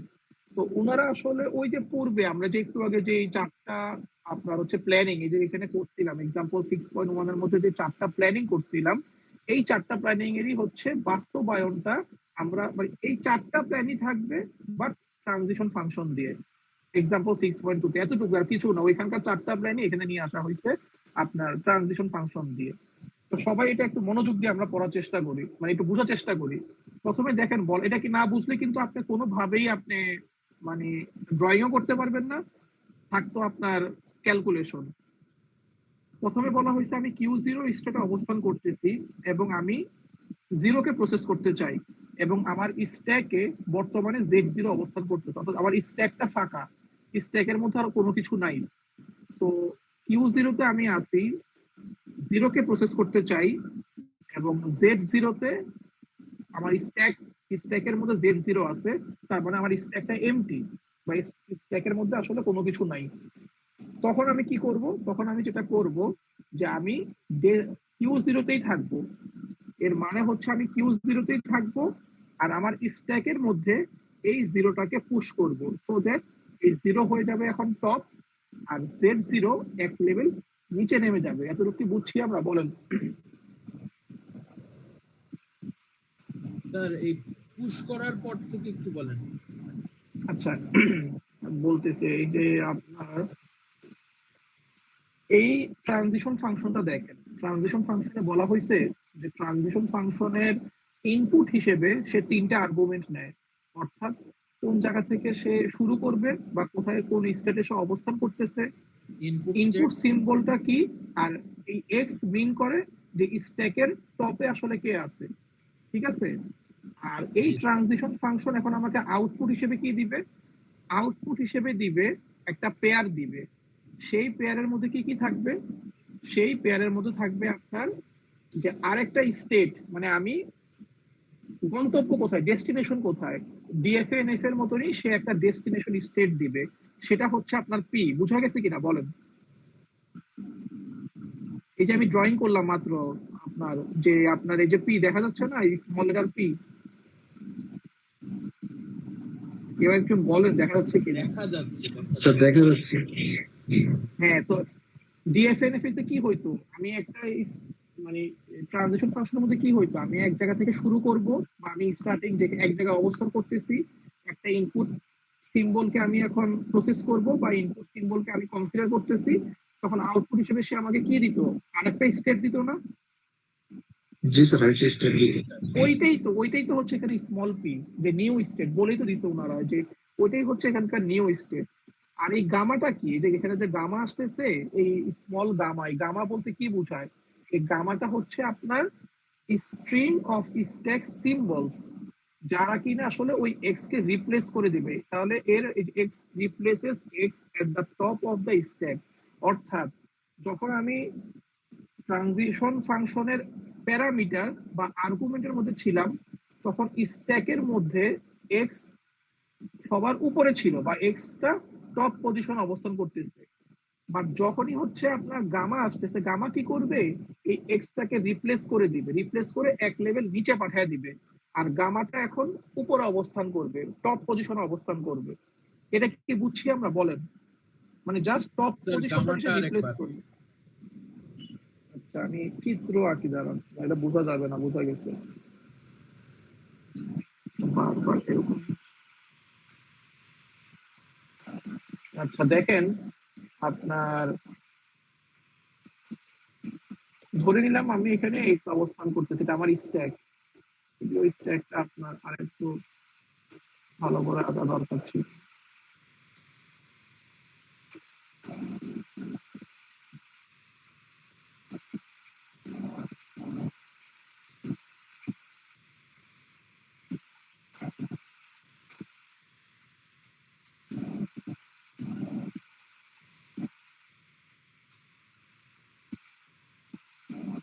আচ্ছা ধরেন আমার স্ট্যাকের মধ্যে যখন আমি প্রসেসিং শুরু করতেছিলাম, আমি মনে করেন এখন ট্রানজিশন ফাংশনের কিউতে অবস্থান করতেছি, ফর এক্সাম্পল কিউতে অবস্থান করতেছি, স্ট্যাকের দিকে আমি তাকাইলাম, স্ট্যাকের দিকে তাকায় দেখলাম যে আমার এক্সটা হচ্ছে টপ পজিশন অবস্থান করতেছে। তো যেহেতু এক্সট্রা টপ পজিশন অবস্থান করতেছে, এখন কিউ যখন স্মল এ কে প্রসেস করা শেষ করবে, তখন ও আমাকে নতুন একটা স্টেট দিবে স্মল পি। তার মানে আমি বুঝতে পারলাম যে পূর্বের মতন ডিএফএনএফ এর মতন কি হইলো, একটা স্টেটে আসিলাম, সেই স্টেটটা একটা ইনপুট সিম্বলকে প্রসেস করছে, প্রসেস করার পরে সে হচ্ছে পি তে অবস্থান করতেছে। এখন এই পি কি হতে পারে, সেলফ লুপ হতে পারে, যদি সেলফ লুপ হয় তাহলে যেখানে ছিলাম সেখানেই থাকবো। আর যদি অন্য স্টেটে অবস্থান করি, তখন আপনার হচ্ছে সেই স্টেটে, মনে করেন আমি কিউ ওয়ানে ছিলাম, যদি আউটপুট আবার আমাকে কিউ ওয়ান দেয়, তারপরে আমি সেলফ লুপে আছি। আর যদি কিউ ওয়ানে ছিলাম, বা ইনপুটকে প্রসেস করার পরে আমি অন্য আর একটা স্টেটে চলে গেছি, তখন এই পি এর জায়গায় কি বসবে, কিউ টু বসবে। এটা কি বুঝছি আমরা, বলেন এতটুকু কি বোঝা গেছে? স্যার আমরা যদি কিউ নটে থেকে আবার কিউ নটেই থাকি, তাইলে কোনো চেঞ্জ হবে না, মানে আপনি আমাকে জাস্ট এটা বলেন, ধরেন আপনি ডিএফএনএফ এর কথা চিন্তা করেন, ডিএফএনএফ এ আমরা ট্রানজিশন ফাংশনে কি করি, ধরেন সেলফ লুপ ঘটছে। সেলফ লুপ ঘটা মানে কি, আমি আপনার ধরেন ট্রানজিশন ফাংশনের যে প্যারামিটার বা ব্র্যাকেট, এই ব্র্যাকেটের ভিতরে আমি মনে করেন হচ্ছে লিখলাম কিউ ওয়ান, সবাই একটু জাস্ট লিখেন খাতাতে, কিউ ওয়ান, তারপরে কমা দিয়ে আমি এ দিলাম, অর্থাৎ আমি কিউ ওয়ানে আসি, আপনার স্মল এ কে প্রসেস করব। এখন ডায়াগ্রামে যদি এরকম হয়, বা আমাদের প্ল্যানিং এর চিত্র যদি এরকম হয়, যে কিউ ওয়ান যখন এ কে প্রসেস করবে, তখন সেলফ লুপ হবে। যদি সেলফ লুপ হয়, তখন আউটপুট আমরা কি লিখি, কিউ ওয়ানই লিখি, রাইট? জি স্যার। আচ্ছা, আর যদি কোনো কারণে যদি আপনার আমাদের স্টেট চেঞ্জ করার প্রয়োজন পড়ে, তখন আমরা কি কিউ ওয়ান লিখবো, নাকি অন্য এক্স ওয়াই জেড কিছু একটা লিখবো? স্যার কিউ টু লিখবো। অন্য স্টেট লাগবে, নিউ স্টেট লাগবে। ওকে, এতটুকু বোঝা গেছে, ঠিক আছে, আমরা এতটুকু বুঝলেই এনাফ। তারপর হচ্ছে ধর এটার সাথে এখন নতুন করে যেটা আসছে, যে আবারও সেই ডেল্টার ভিতরে, ডেল্টার যে ব্র্যাকেট, সেই ডেল্টার ব্র্যাকেটের ভিতরে আবার মনে করেন কিউ ওয়ান আসছে, তারপর আসছে স্মল এ, আবার নতুন করে এবার আমরা দিলাম এক্স দিলাম। তো এই এক্সটা আসলে কি, ধরেন এক্সটা হচ্ছে আপনি একটা স্ট্যাক, এমটি স্ট্যাক নেন, এই এমটি স্ট্যাকের মনে করেন হচ্ছে আপনার একদম টপ পজিশনে ধরেন যে আপনি এক্স কে বসায় রাখছেন, ঠিক আছে? তো এখন কথা হচ্ছে যে এই এক্স এর জায়গায় মনে করেন আমি যদি দেখি এরকম যে ঠিক আছে আমার আপনার হচ্ছে আমি ফর এক্সাম্পল আমি আপনাকে এরকম বুঝাই যে এই যে এটা দিয়ে বুঝাই, মনে করেন আমি এক নাম্বার যে রুলটা ট্রানজিশন ফাংশনের এক নাম্বার যে রুল, আমি কিউ জিরোতে আসি এবং জিরোকে প্রসেস করতে চাই, জেড জিরো কেও আমি দেখতেছি, এই জেড জিরো কে দেখতেছি মানে কি বুঝায়, আমি স্ট্যাকের দিকে তাকাইছি, রাইট?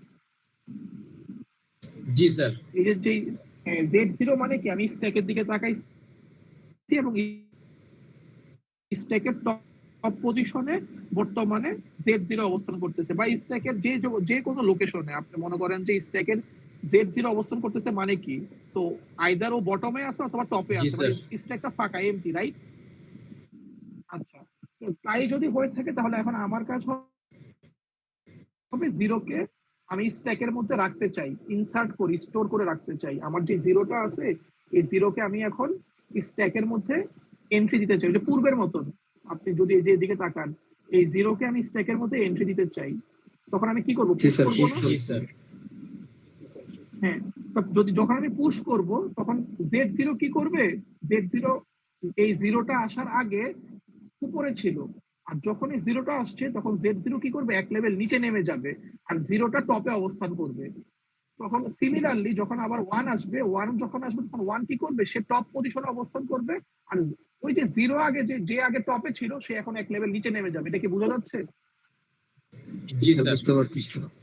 হ্যাঁ, ওই কাজটাই আমরা এখানে করতেছি, যে আপনার কিউ জিরোর পরে জিরো আসতেছে, সো জেড জিরো কি করছে, এক লেভেল নিচে নেমে গেছে, আর জিরোটা এটা কিভাবে এনশিওর হয়েছে, এটা এনশিওর হয়েছে আপনি যে এর দিকে তাকান, সবুজ কালার যে আমি মার্ক করে রাখছি সেখানে বলা হয়েছে যে গামা, এই গামা যদি এপসাইলন হয় তাহলে আমরা পপ করি, আর গামা যদি এক্স হয় তাহলে আনচেঞ্জ, আর গামা যদি ওয়াই জেড হয় তখন এক্সটা রিপ্লেস হয়ে যাবে আপনার জেড দ্বারা। এটা আমরা একটু দেখি, এই জায়গাটার দিকে তাকাই, দেখেন এক নাম্বার যদি আমরা বুঝি, এক নাম্বারের কি করলাম, আমি কিউ জিরো তো ছিলাম, জিরো কে পাইছি এবং স্ট্যাকের মধ্যে দেখলাম টপ ছিল জেড জিরো, তাই জেড জিরো কে আমরা এক লেভেল নিচে নামায় এখন জিরো কে টপে রাখছি, এই জিরোটাকে আমরা আপনার টপে রাখছি। তদ্রূপ একইভাবে আপনার কিউ জিরো যদি কোনো কারণে ওয়ান কে এনকাউন্টার করে বা ওয়ান কে যদি প্রসেস করতে চায়, তখন সে দেখলো যে জেড জিরোটা স্ট্যাকের টপে আছে, তাই এই ওয়ান কে স্ট্যাকের মধ্যে পুশ করা হয়েছে এবং এই জেড জিরো এক লেভেল নিচে নেমে গেছে। এক নাম্বার রুলটা আশা করি বোঝা গেছে।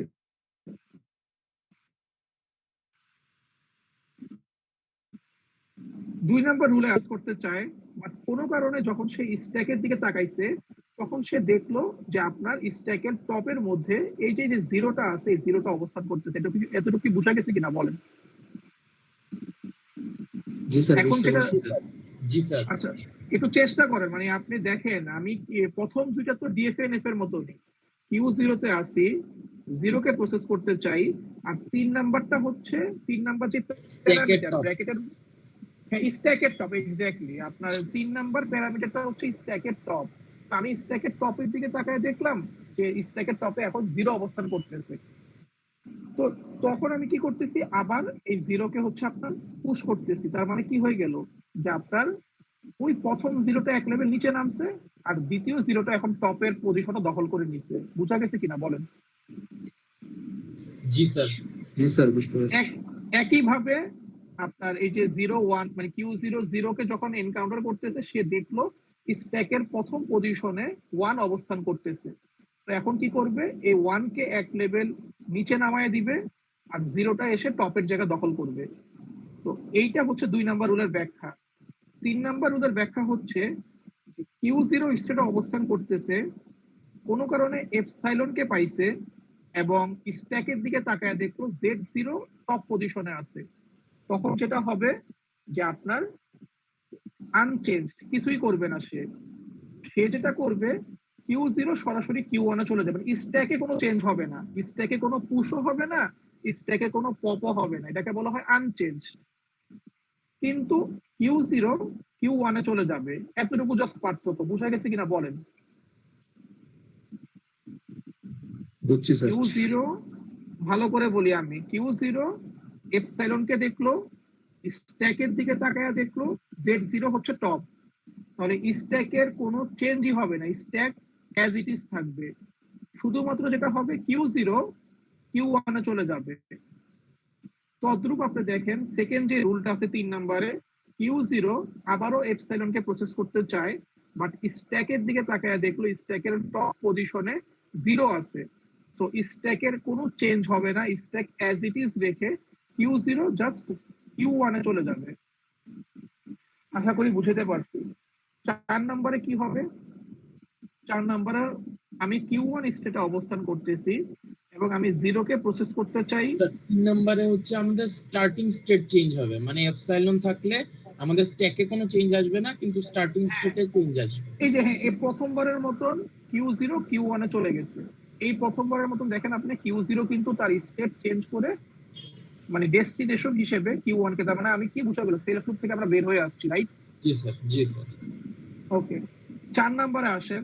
4 নম্বরে আমি যখন Q1 যখন আবার সে আপনার 0 কে পাবে এবং স্ট্যাকের দিকে তাকায় দেখলো যে আবার 0 আছে, তখন Q1 কিন্তু স্টিল Q1 এ আছে এবং এপসাইলন চলে আসছে এখানে ব্র্যাকেটের ভিতরে।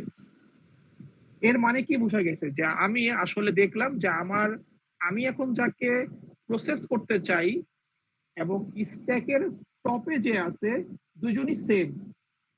এর অর্থ হচ্ছে যে ঠিক আছে, তাহলে এখন পপ করে নিয়ে আসা হোক, স্ট্যাকের থেকে আমরা এখন বের করব। এর মানেটা হচ্ছে আমরা আমাদের ওই যে আমরা যখন বুঝাইছিলাম যে আমরা মাঝামাঝি পজিশনে চলে আসছি, মাঝামাঝি পজিশনে আসার পরে দেখলাম যে আপনার রিপিট হচ্ছে, কিছু কিছু জিনিস আবার রিপিট হচ্ছে। ফর এক্সাম্পল আমি কিউ অবস্থান করতেছি, 0 কে প্রসেস করতে চাই এবং স্ট্যাকের দিকে তাকায় দেখলাম স্ট্যাকেও হচ্ছে আপনার টপ পজিশনে 0 বসে আছে। তার মানে আমরা ধরে নিলাম, অ্যাজিউম করে নিলাম যে ওকে ফাইন, সো ফার আমরা আমাদের ইনপুটের মাঝামাঝি পজিশনে চলে আসছি। তাহলে এখন আমাদের কাজ হবে স্ট্যাকে যাদেরকে স্টোর করে রাখছিলাম তাদেরকে 1 বাই 1 বের করে নিয়ে আসা। তাহলে কখন বের করে নিয়ে আসবো? যখন দেখবো স্ট্যাকের টপ পজিশন যে দখল করে রাখছে সে এবং যাকে এখন আমি প্রসেস করতে চাই দুইজন ম্যাচ করে গেছে। আর যখনই ম্যাচ করে যাবে তখন আমি পপ করব, মানে বের করে নিয়ে আসব এবং স্টিল আমি Q1 এ অবস্থান করব। এতটুকু কি বুঝছি কিনা বলেন? স্যার আপনার কথা মনে হয় একটু আটকা যাচ্ছে, একটু ব্লাড দেখাচ্ছে। আচ্ছা, আমি বলতে চাচ্ছি যে ধরেন আমি Q1 স্টেটে অবস্থান করতেছি এবং আমি 0 কে প্রসেস করতে চাই, আর স্ট্যাকের টপের দিকে তাকিয়ে দেখলাম যে স্ট্যাকের টপ পজিশনে 0 অবস্থান করতেছে। সো এই জায়গা, এই সিনারিওতে যখন আমি এসে পৌঁছাইছি তখন আমি যেটা করব যে আমি ধরে নিব আমার পুরা টোটাল স্ট্রিং এর মাঝামাঝি লোকেশনে আমি চলে আসছি। প্রথম অর্ধেককে আমার প্রসেস করা শেষ, বাকি অর্ধেককে এখন আমার প্রসেস করতে হবে। এই জিনিসটা এনশিওর করার জন্য যে আমি কি করব, এখন শুধুমাত্র পপ করব, যে স্ট্যাকে যাদেরকে আমি পুশ করছিলাম তাদেরকে আমি এখন পপ করে নিয়ে আসবো, মানে ম্যাচিং করাবো।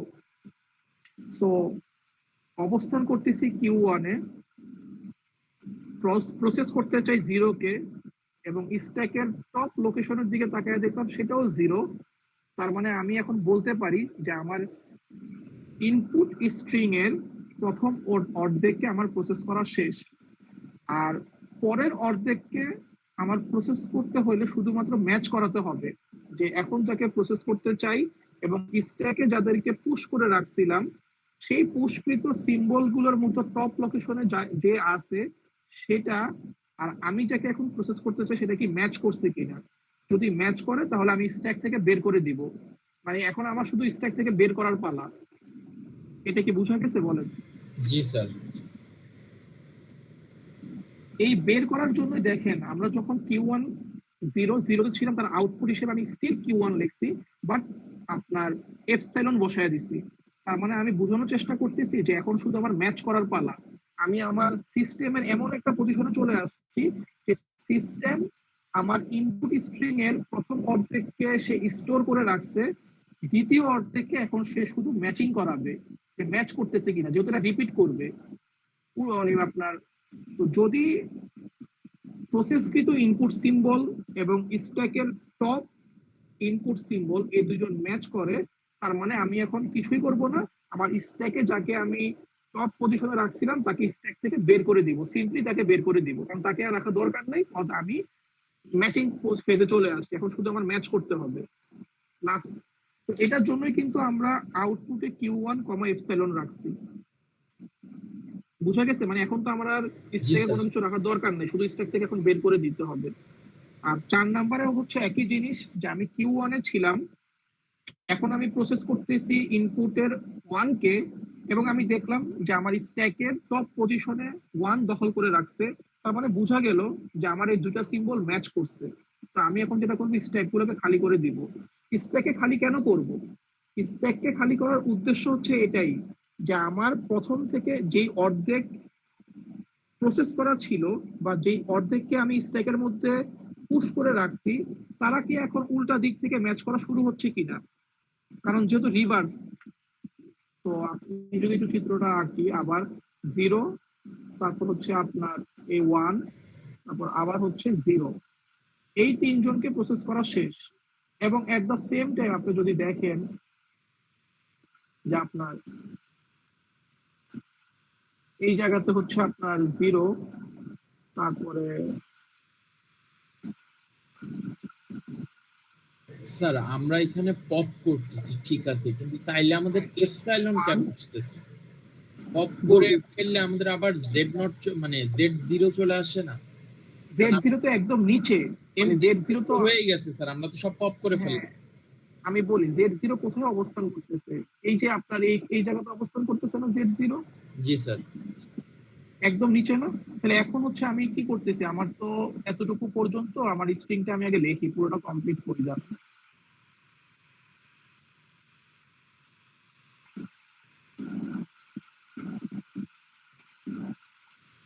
এটা হচ্ছে আমার ইনপুট ছিল, রাইট?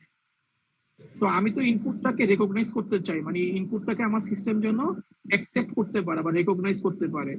আমি তো হচ্ছে কি করলাম, এই 0 কে আপনার এনে এইখানে হচ্ছে স্টোর করে রাখছি, তারপর এই 1 কে এনে এই জায়গাতে স্টোর করে রাখছি, তারপর এই 0 কে এনে এই জায়গাতে হচ্ছে স্টোর করে রাখছিলাম, ঠিক কিনা বলেন? জি স্যার।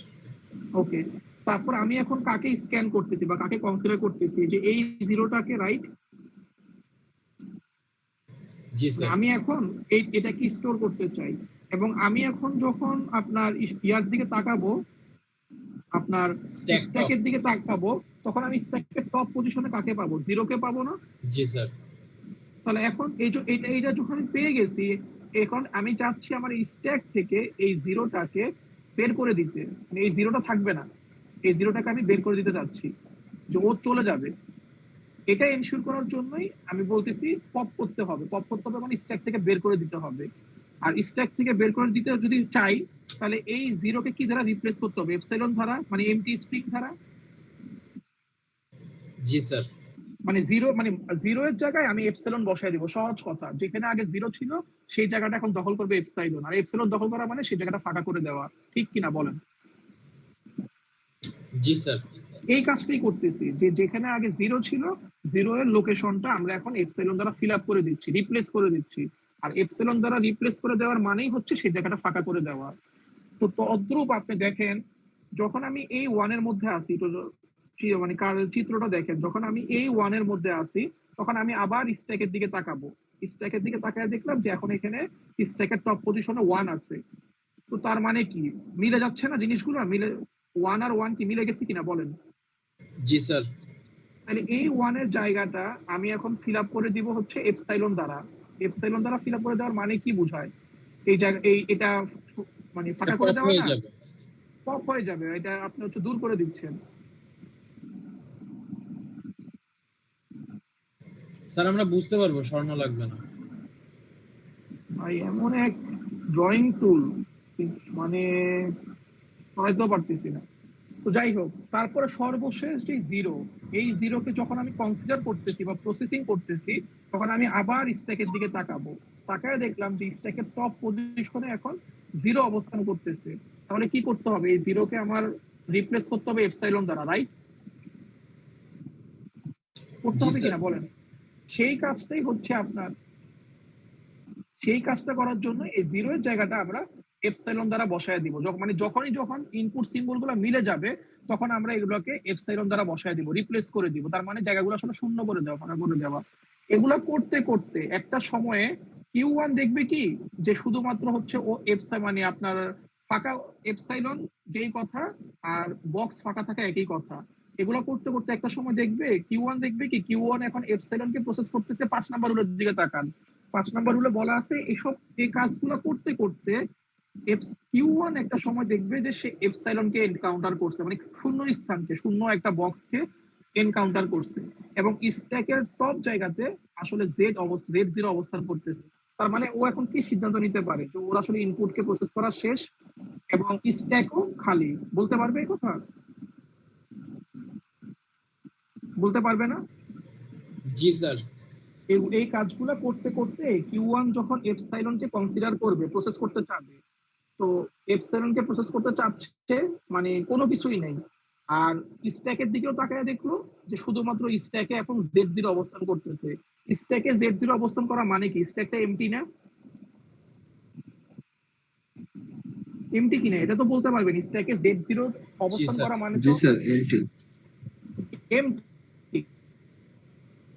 এবং আবার কনসিডার করতেছে এপসাইলনকে কনসিডার করা মানে কি? ইনপুট স্ক্যান করা শেষ। একদম শুরুতে কথাটা বলছিলাম না যে ইনপুটকেও স্ক্যান করা শেষ, আবার স্ট্যাকের দিকে তাকায় দেখলো স্ট্যাকও এমটি। তার মানে কি সিদ্ধান্ত নিবে যে সে মানে সফলভাবে এই স্ট্রিংটাকে বা ইনপুটটাকে রিকগনাইজ করতে পারছে কিনা বলেন। জি স্যার। তখন সে হচ্ছে আপনার Q2 তে ট্রানজিট করবে যে হ্যাঁ, এবং সিদ্ধান্ত দিবে যে আমি অ্যাকসেপ্টিং স্টেটে অবস্থান করতেছি। এর অর্থ হচ্ছে যে আমার ইনপুটকেও স্ক্যান করা শেষ, আমার স্ট্যাকটাও খালি, এখন আমি সফলভাবে একটা অ্যাকসেপ্টিং স্টেটে চলে যেতে পারি। এবং অ্যাকসেপ্টিং স্টেটে যাওয়া মানে আমি সিদ্ধান্ত নিব যে হ্যাঁ, আমি সফলভাবে এই স্ট্রিংটাকে রেকগনাইজ করতে পারছি। এই হচ্ছে তার ফাইনাল ডায়াগ্রাম। 224 নাম্বার পেজের ফিগার 6.2 দেখেন যে এখানে সবকিছু এতক্ষণ ধরে যা কিছু বুঝাইছি, যা কিছু করছি, সবকিছু এখানে ব্যাখ্যা করা আছে। তো এইটা আপনারা পারবেন আমি জানি, তারপর আমি একবার বলে দিতেছি শর্টকাটে। এই ফিগারটার মধ্যে বলা হয়েছে যে আপনি ফিগার 6.2 তে বলা হচ্ছে যে আপনি যখন Q0 তে আসেন, Q0 আপনি 0 কে হচ্ছে এনকাউন্টার করছেন এবং স্ট্যাকের টপ পজিশনে Z0 অবস্থান করতেছে। তো আপনার অবলিক মানে হচ্ছে আপনার আউটপুট। তাহলে আপনার আউটপুট কি হবে? Z0 দখল হয়ে যাবে 0Z0 দ্বারা, মানে Z0 এক স্টেপ নিচে চলে যাবে এবং উপরে 0 এসে টপ পজিশনটা দখল করবে। এতক্ষণ যা যা পড়ছি সব এখানে ইকুয়েশন দিয়ে লেখা। আবার Q0 যদি আপনার ওয়ানকে এনকাউন্টার করে বা ওয়ানকে কনসিডার করে এবং স্ট্যাকের টপ পজিশনে যদি দেখে যে Z0 অবস্থান করতেছে, তাহলে স্ট্যাকের টপ পজিশনটা দখল করবে 1 আর Z0 এক স্টেপ নিচে চলে যাবে। এটা বোঝানোর জন্যই কিন্তু অবলিক দেওয়া হয়েছে। আর স্টিল সে Q0 তে অবস্থান করবে, যেহেতু সেলফ লুপ, তার স্টেট এখনো চেঞ্জ হয় নাই, সে স্টিল Q0 তে অবস্থান করতেছে। এটা কি বোঝা যাচ্ছে যে অবলিক গুলা কি বুঝাইতেছে? অবলিক গুলা বুঝাচ্ছে যে স্ট্যাকের পরিবর্তন, আর সেলফ লুপ বুঝাচ্ছে যে আমি এখনো কোথায় বসে আছি। এটা বুঝতে কারো সমস্যা হইতেছে বলেন? স্যার একটু 2 নাম্বার রুলে যাবেন? কি স্যার 2 নাম্বার রুলটাতে একটু যাবেন? 2 নাম্বারটা? হ্যাঁ বলেন। স্যার 2 নাম্বারটা তো স্যার এই দুইটা সেম দেখাচ্ছে, 0 0 দেখাচ্ছে, তাহলে এখানে স্যার আমরা এপসিলন কেন ইউজ করলাম না? এখানে স্ট্যাক দেখাচ্ছে, বুঝছস? কোনটায়? লাস্টে 0 গেছে, দেন উপরে মানে আপনি এইটা ডায়াগ্রামের 2 নাম্বার কথা বলতেছেন? জি স্যার, 2 নাম্বার রুলটার কথা বলতেছি। ডায়াগ্রামের, রাইট?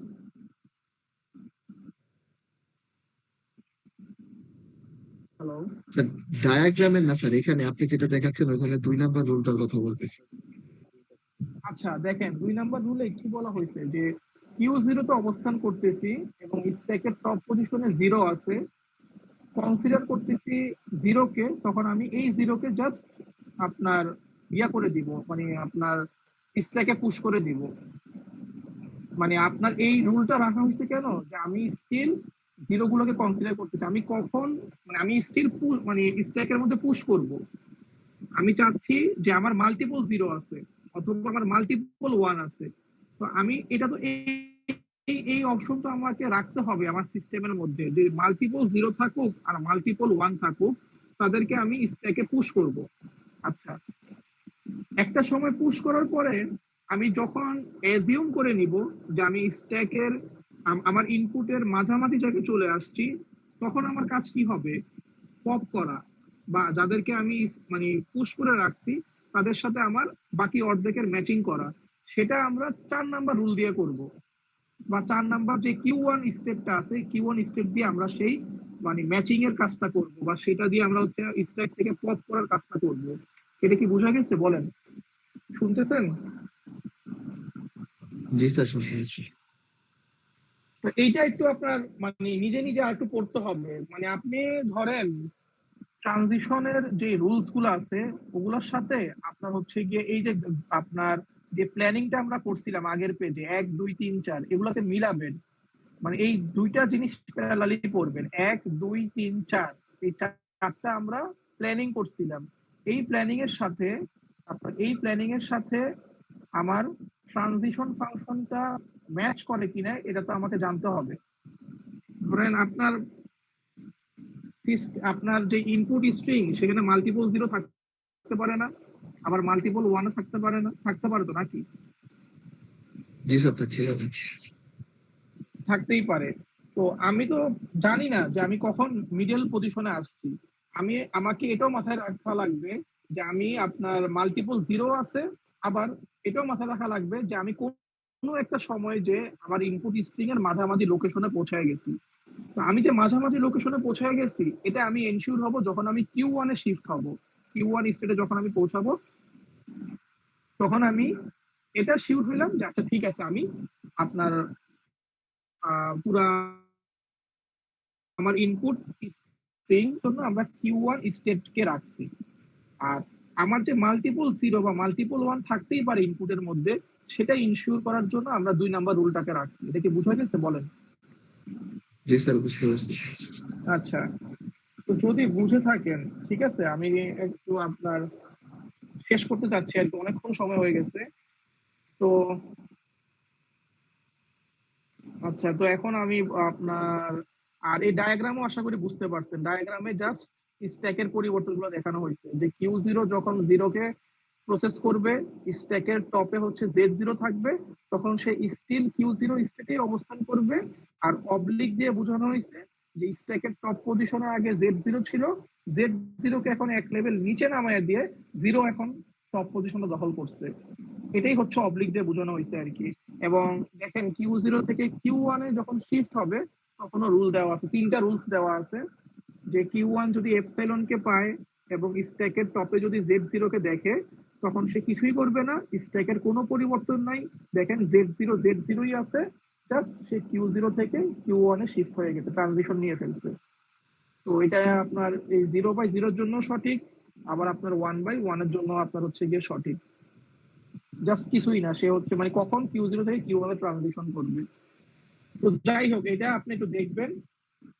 এটা আপনার আশা করি এরকম ডায়াগ্রাম পরীক্ষায় দেওয়া থাকবে, ফিগার 6.2 পরীক্ষায় দেওয়া থাকবে, অথবা আপনার এই যে ট্রানজিশন রুলস গুলো আছে এই ট্রানজিশন রুলস গুলো আপনার পরীক্ষায় দেওয়া থাকবে, বা আপনার কুইজের প্রশ্ন দেওয়া থাকবে। আপনাকে হয়তো এরকম ধরনের ট্রানজিশন ফাংশন বা এই ধরনের আসলে ডায়াগ্রাম ড্রয়িং করার জন্য বলা হবে না, আপনাকে প্রশ্ন সবকিছু দিয়ে দেওয়া হবে।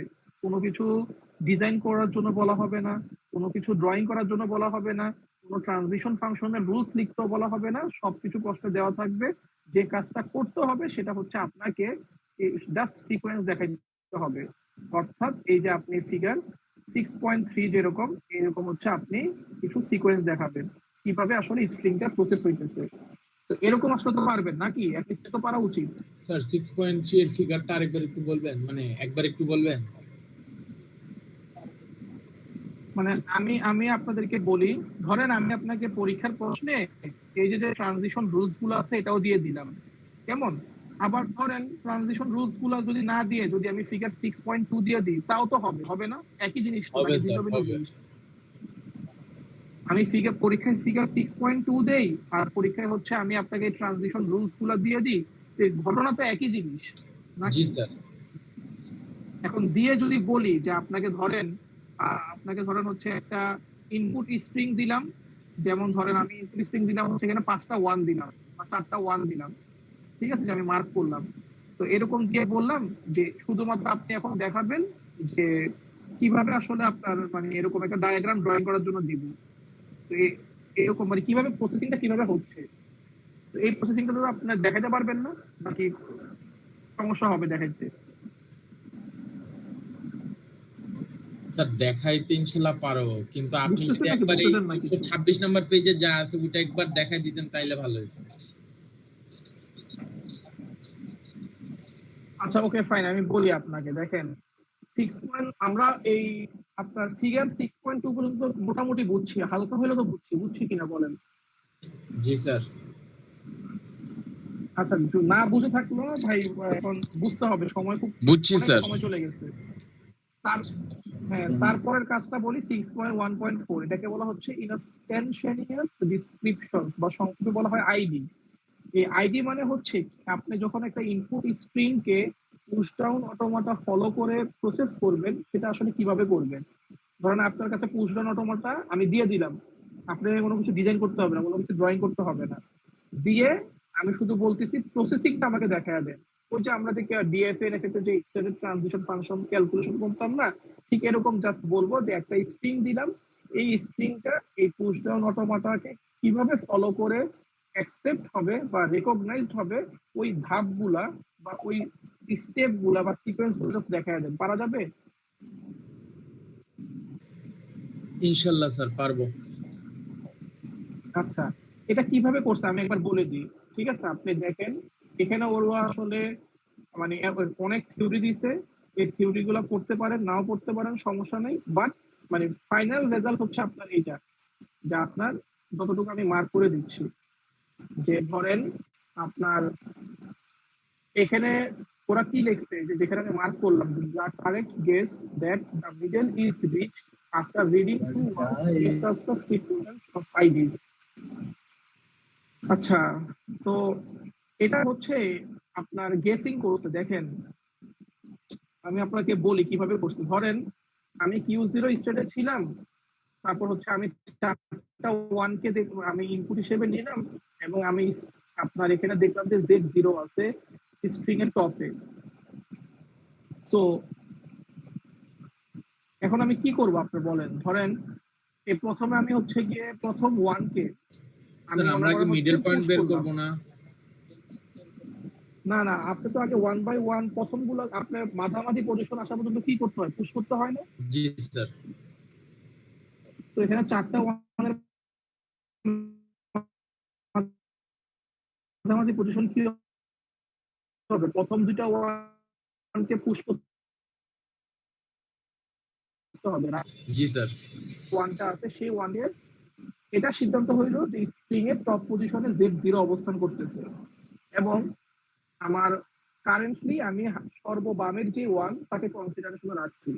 সো এখান থেকে কয়টা মানে সম্ভাব্য ওয়ে হইতে পারে, একটা হইতে পারে যে আমি আপনার Q0 থেকে সরাসরি Q1 এ শিফট হয়ে গেলাম, এটা একটা ওয়ে হইতে পারে। আবার আরেকটা ওয়ে হইতে পারে যে না আমি এই 1টাকে একে পুশ করবো, এখান থেকে 2টা ওয়ে হইতে পারে, যে Q0 1 কে পাইছে এবং স্ট্রিং এর টপে দেখলো Z0 আছে, তো এটা দেখে ও কি করলো, আপনার Q0 Q1 এ চলে গেল, এটা একটা হচ্ছে আপনার অ্যান্সার হইতে পারে, যে Q0 Q1 এ চলে গেল। আবার আরেকটা হইতে পারে আপনার Q0 যেটা করলো ক্যাপিটাল 1 কে স্ট্রিং এ পুশ করে দিছে, এটা একটা রাস্তা হইতে পারে। আচ্ছা, আরেকটা হইতে পারে আপনার, তারপর আপনি দেখেন যে আপনার Q0 যদি মানে হাতের বামের যে 1 তাকে যদি আপনার স্প্রিং এ পুশ করে দেয়, তখন কি হবে, যে এখন আমি স্পিন Q0 তে অবস্থান করতেছি, এবং আমি হচ্ছে আবার 1 কে দেখলাম, সেই 1 কে আমি আবারও হচ্ছে কি আপনার স্ট্রিং এ পুশ করতে পারি, যেমন হচ্ছে আমি এখন হাইলাইট করতেছি, দেখেন আমি আবারও সেকেন্ড ওয়ানকে আবারও স্ট্রিং এ মানে স্ট্যাকে আমি পুশ করছি, এটা একটা ওয়ে হইতে পারে।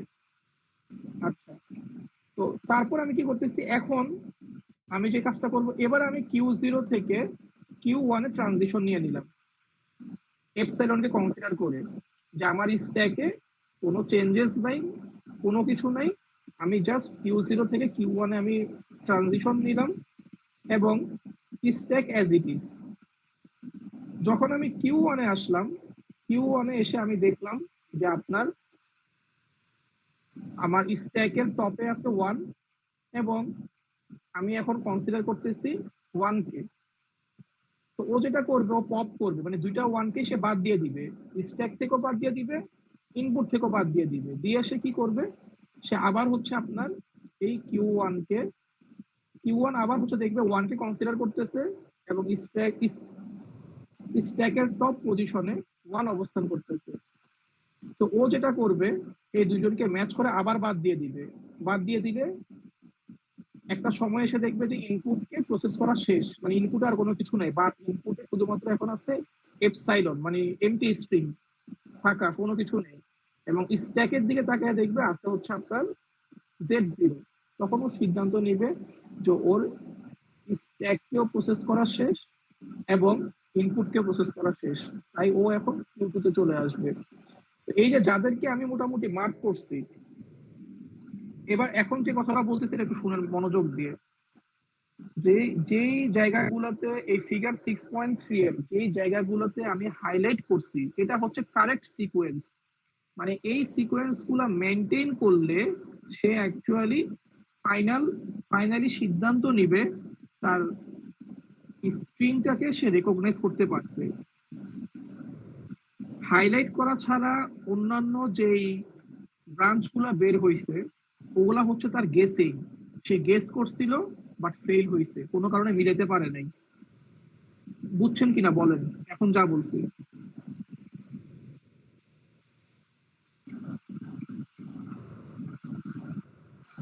আছেন নাকি হারায় গেছেন? স্যার আসি, প্রসেস করার চেষ্টা করছি। এটা পড়বেন, বাসায় পড়লে বুঝতে পারবেন, আহামরি কিছু না, জাস্ট ওরা দেখাইছে যে সে প্রত্যেকবার গেস করছে এবং গেস করে ভুল হয়েছে, প্রত্যেকবার গেস করছে, গেস করে ভুল হয়েছে, এরকম সে কয়েকবার আপনি দেখেন প্রথম যে ব্রাঞ্চ, দুটা ব্রাঞ্চ বের হয়েছে, এই দুইটা ব্রাঞ্চ থেকে জাস্ট হাতের বাম পাশের যে ব্রাঞ্চ, ওই হচ্ছে গিয়ে আপনার মানে ফাইনালি নিয়ে আসছে অ্যাকসেপ্টিং স্টেটে। এছাড়া কিন্তু অন্য কোনো ব্রাঞ্চ তাকে অ্যাকসেপ্টিং স্টেটে আনতে পারে নাই, মানে আপনি মানে কোনোভাবে দেখা গেছে ইনপুটকে প্রসেস করতে পারতেছে না, বাট সেই স্ট্যাক খালি করে ফেলছে।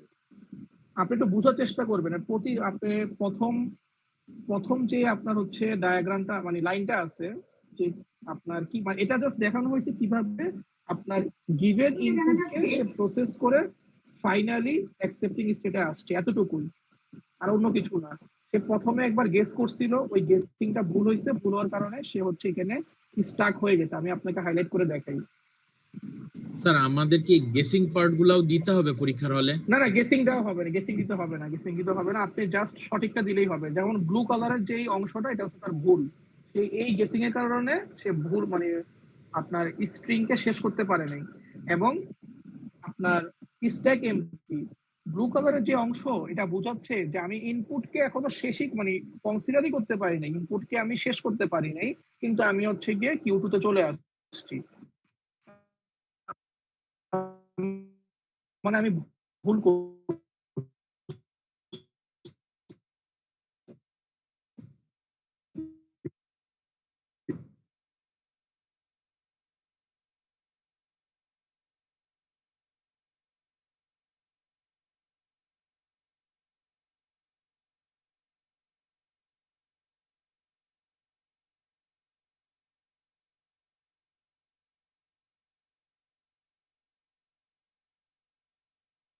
আবার ওইদিকে স্ট্যাকও খালি, কারণ স্ট্যাকে শুধুমাত্র Z0, কিন্তু তার দুইটাই মানে দুইটা 1 বাকি রয়ে গেছে, দুইটা 1 কে এখনো সে স্ক্যানই করতে পারেনি, দুইটা 1 কে সে কনসিডারই করতে পারেনি। তো এটাও তাকে ভুল জায়গায় নিয়ে আসছে, অর্থাৎ স্ট্যাক খালি কিন্তু আপনার ইনপুট স্ক্যান করা বাকি রয়ে গেছে। তো এটা কি বোঝা গেছে কিনা বলেন? জি স্যার। আচ্ছা ঠিক আছে, যদি বুঝে থাকেন অবশ্যই অবশ্যই, যেটা আমি মাত্র দেখাইলাম সবার উদ্দেশ্যে বলতেছি, ফিগার 6.3 এবং এই যে আপনার হচ্ছে হাইলাইট করে রাখছি আপনার এক্সাম্পল 6.4, এটা মানে কারো জন্য কোনোভাবে মিস না হয়। এক্সাম্পল 6.4 মানে ম্যান্ডেটরি, দেখতেই হবে, ঠিক আছে? এক্সাম্পল 6.4 বারবার বলতেছি, এটা আপনাকে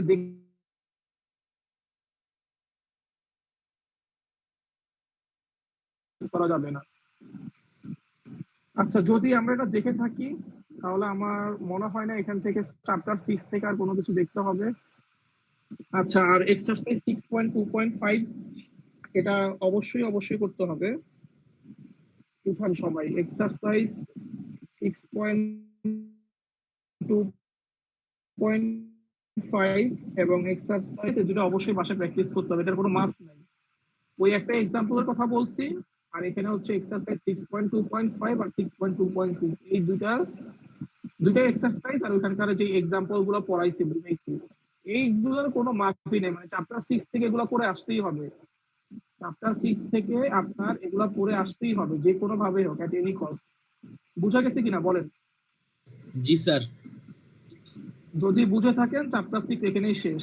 চ্যাপ্টার 6 থেকে আমরা খুব বেশি পড়াশোনা করছি বলেন? না স্যার, কিছুই না করিনি। স্যার। মানে ওইটা বুঝাইতেই যা সময় গেছে, আর ওই একটা জিনিসই মানে পড়ে আসতে হবে, ঠিক আছে? এছাড়া আর কোনো চ্যাপ্টার 6 থেকে আমরা তেমন কিছু পড়ি নেই, পড়াও লাগবে না। জাস্ট ওই একটা স্যার জিনিস আপনি বুঝাতে যেগুলো স্যার হ্যাঁ স্যার এক্সাম্পল আর এক্সারসাইজ দিচ্ছেন যেগুলো স্যার ফাইনালের জন্য হ্যাঁ হ্যাঁ, যেটা বলছি বলি সেটা, একটা এক্সাম্পল দিচ্ছি আর দুটো এক্সারসাইজ দিচ্ছি, আর কিছু দিকে কিন্তু দেই নেই। Okay sir. তারপর হচ্ছে আপনার চ্যাপ্টার 7 এ আসেন। চ্যাপ্টার 7 আজকে পড়াতে পারবো না, যদি নেক্সট দিন কুইজ নিই, কুইজ নেওয়ার পরে যদি সময় পাই দেখায় দিব। বাট চ্যাপ্টার 7 থেকে কি স্যার। পড়বো এটা নোট করেন। স্যার ক্লাস তো রেকর্ড হচ্ছে, আজকে পড়ায় ফেলেন। না, এটা আমার আর এনার্জি নাই ভাই, একটা 10 বাজতেছে, ঠিক আছে? আমি আপনাদের তাও বলি, চ্যাপ্টার 7 থেকে সেকশন 7.1। তো এই 7.1 এ কি বলা হচ্ছে যে আপনি একটা কনটেক্সট ফ্রি গ্রামারকে নরমাল ফর্মে নিয়ে আসবেন, মানে অর্থাৎ আপনাকে পরীক্ষায় একটা কনটেক্সট ফ্রি গ্রামার দেওয়া হবে, সেই কনটেক্সট ফ্রি গ্রামারকে আপনার হচ্ছে নরমাল ফর্মে কনভার্ট করা হবে। তো এখন আপনার এই নরমাল ফর্মে যে আমরা কনভার্টটা করব, তো এই নরমাল ফর্মে কনভার্ট করার কয়েকটা মানে স্টেপ আছে। সেই স্টেপ গুলো হচ্ছে আপনার মানে প্রথমত আপনার হচ্ছে আপনার কনটেক্সট ফ্রি গ্রামারের যে রুলস গুলো থাকবে, সেই রুলস গুলো থেকে আপনাকে ইউজলেস সিম্বলস কে এলিমিনেট করতে হবে। এটা গেল এক। 2 নাম্বার হচ্ছে আপনার সেই রুলস গুলোর মধ্যে যদি কোথাও এপসাইলন প্রোডাকশনস থাকে, ফর এক্সাম্পল যেমন এ, এরপর হচ্ছে ইমপ্লাইজ, এপসাইলন, এরকম যদি কেউ থাকে তাহলে তাদেরকেও হচ্ছে আপনার বাদ দিয়ে দিতে হবে, কনটেক্সট ফ্রি গ্রামার থেকে বাদ দিয়ে দিতে হবে। 3 নাম্বার রুল বলতেছে যে আপনার এক গ্রামারের মধ্যে এ ইমপ্লাইজ বি, মানে একটা নন টার্মিনাল আর একটা নন টার্মিনালে নিয়ে যাচ্ছে, আর কিছুই না। মানে এটা এ একটা নন টার্মিনাল, সে হচ্ছে আর একটা নন টার্মিনাল বি তে নিয়ে যাচ্ছে। যদি এরকম থাকে এগুলোকে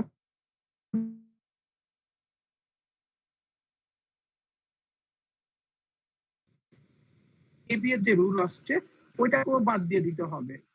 বুঝা গেছে কিনা বলেন? জি স্যার। তাহলে হলো কি আপনার এস থেকে স্মল এ রয়ে গেল, ওই রুলটা সম্পূর্ণ বাদ হয়ে গেল একমাত্র বি এর কারণে। আর নিচে বলা হচ্ছে যে এবার দেখেন, we find that only S and A are reachable from S.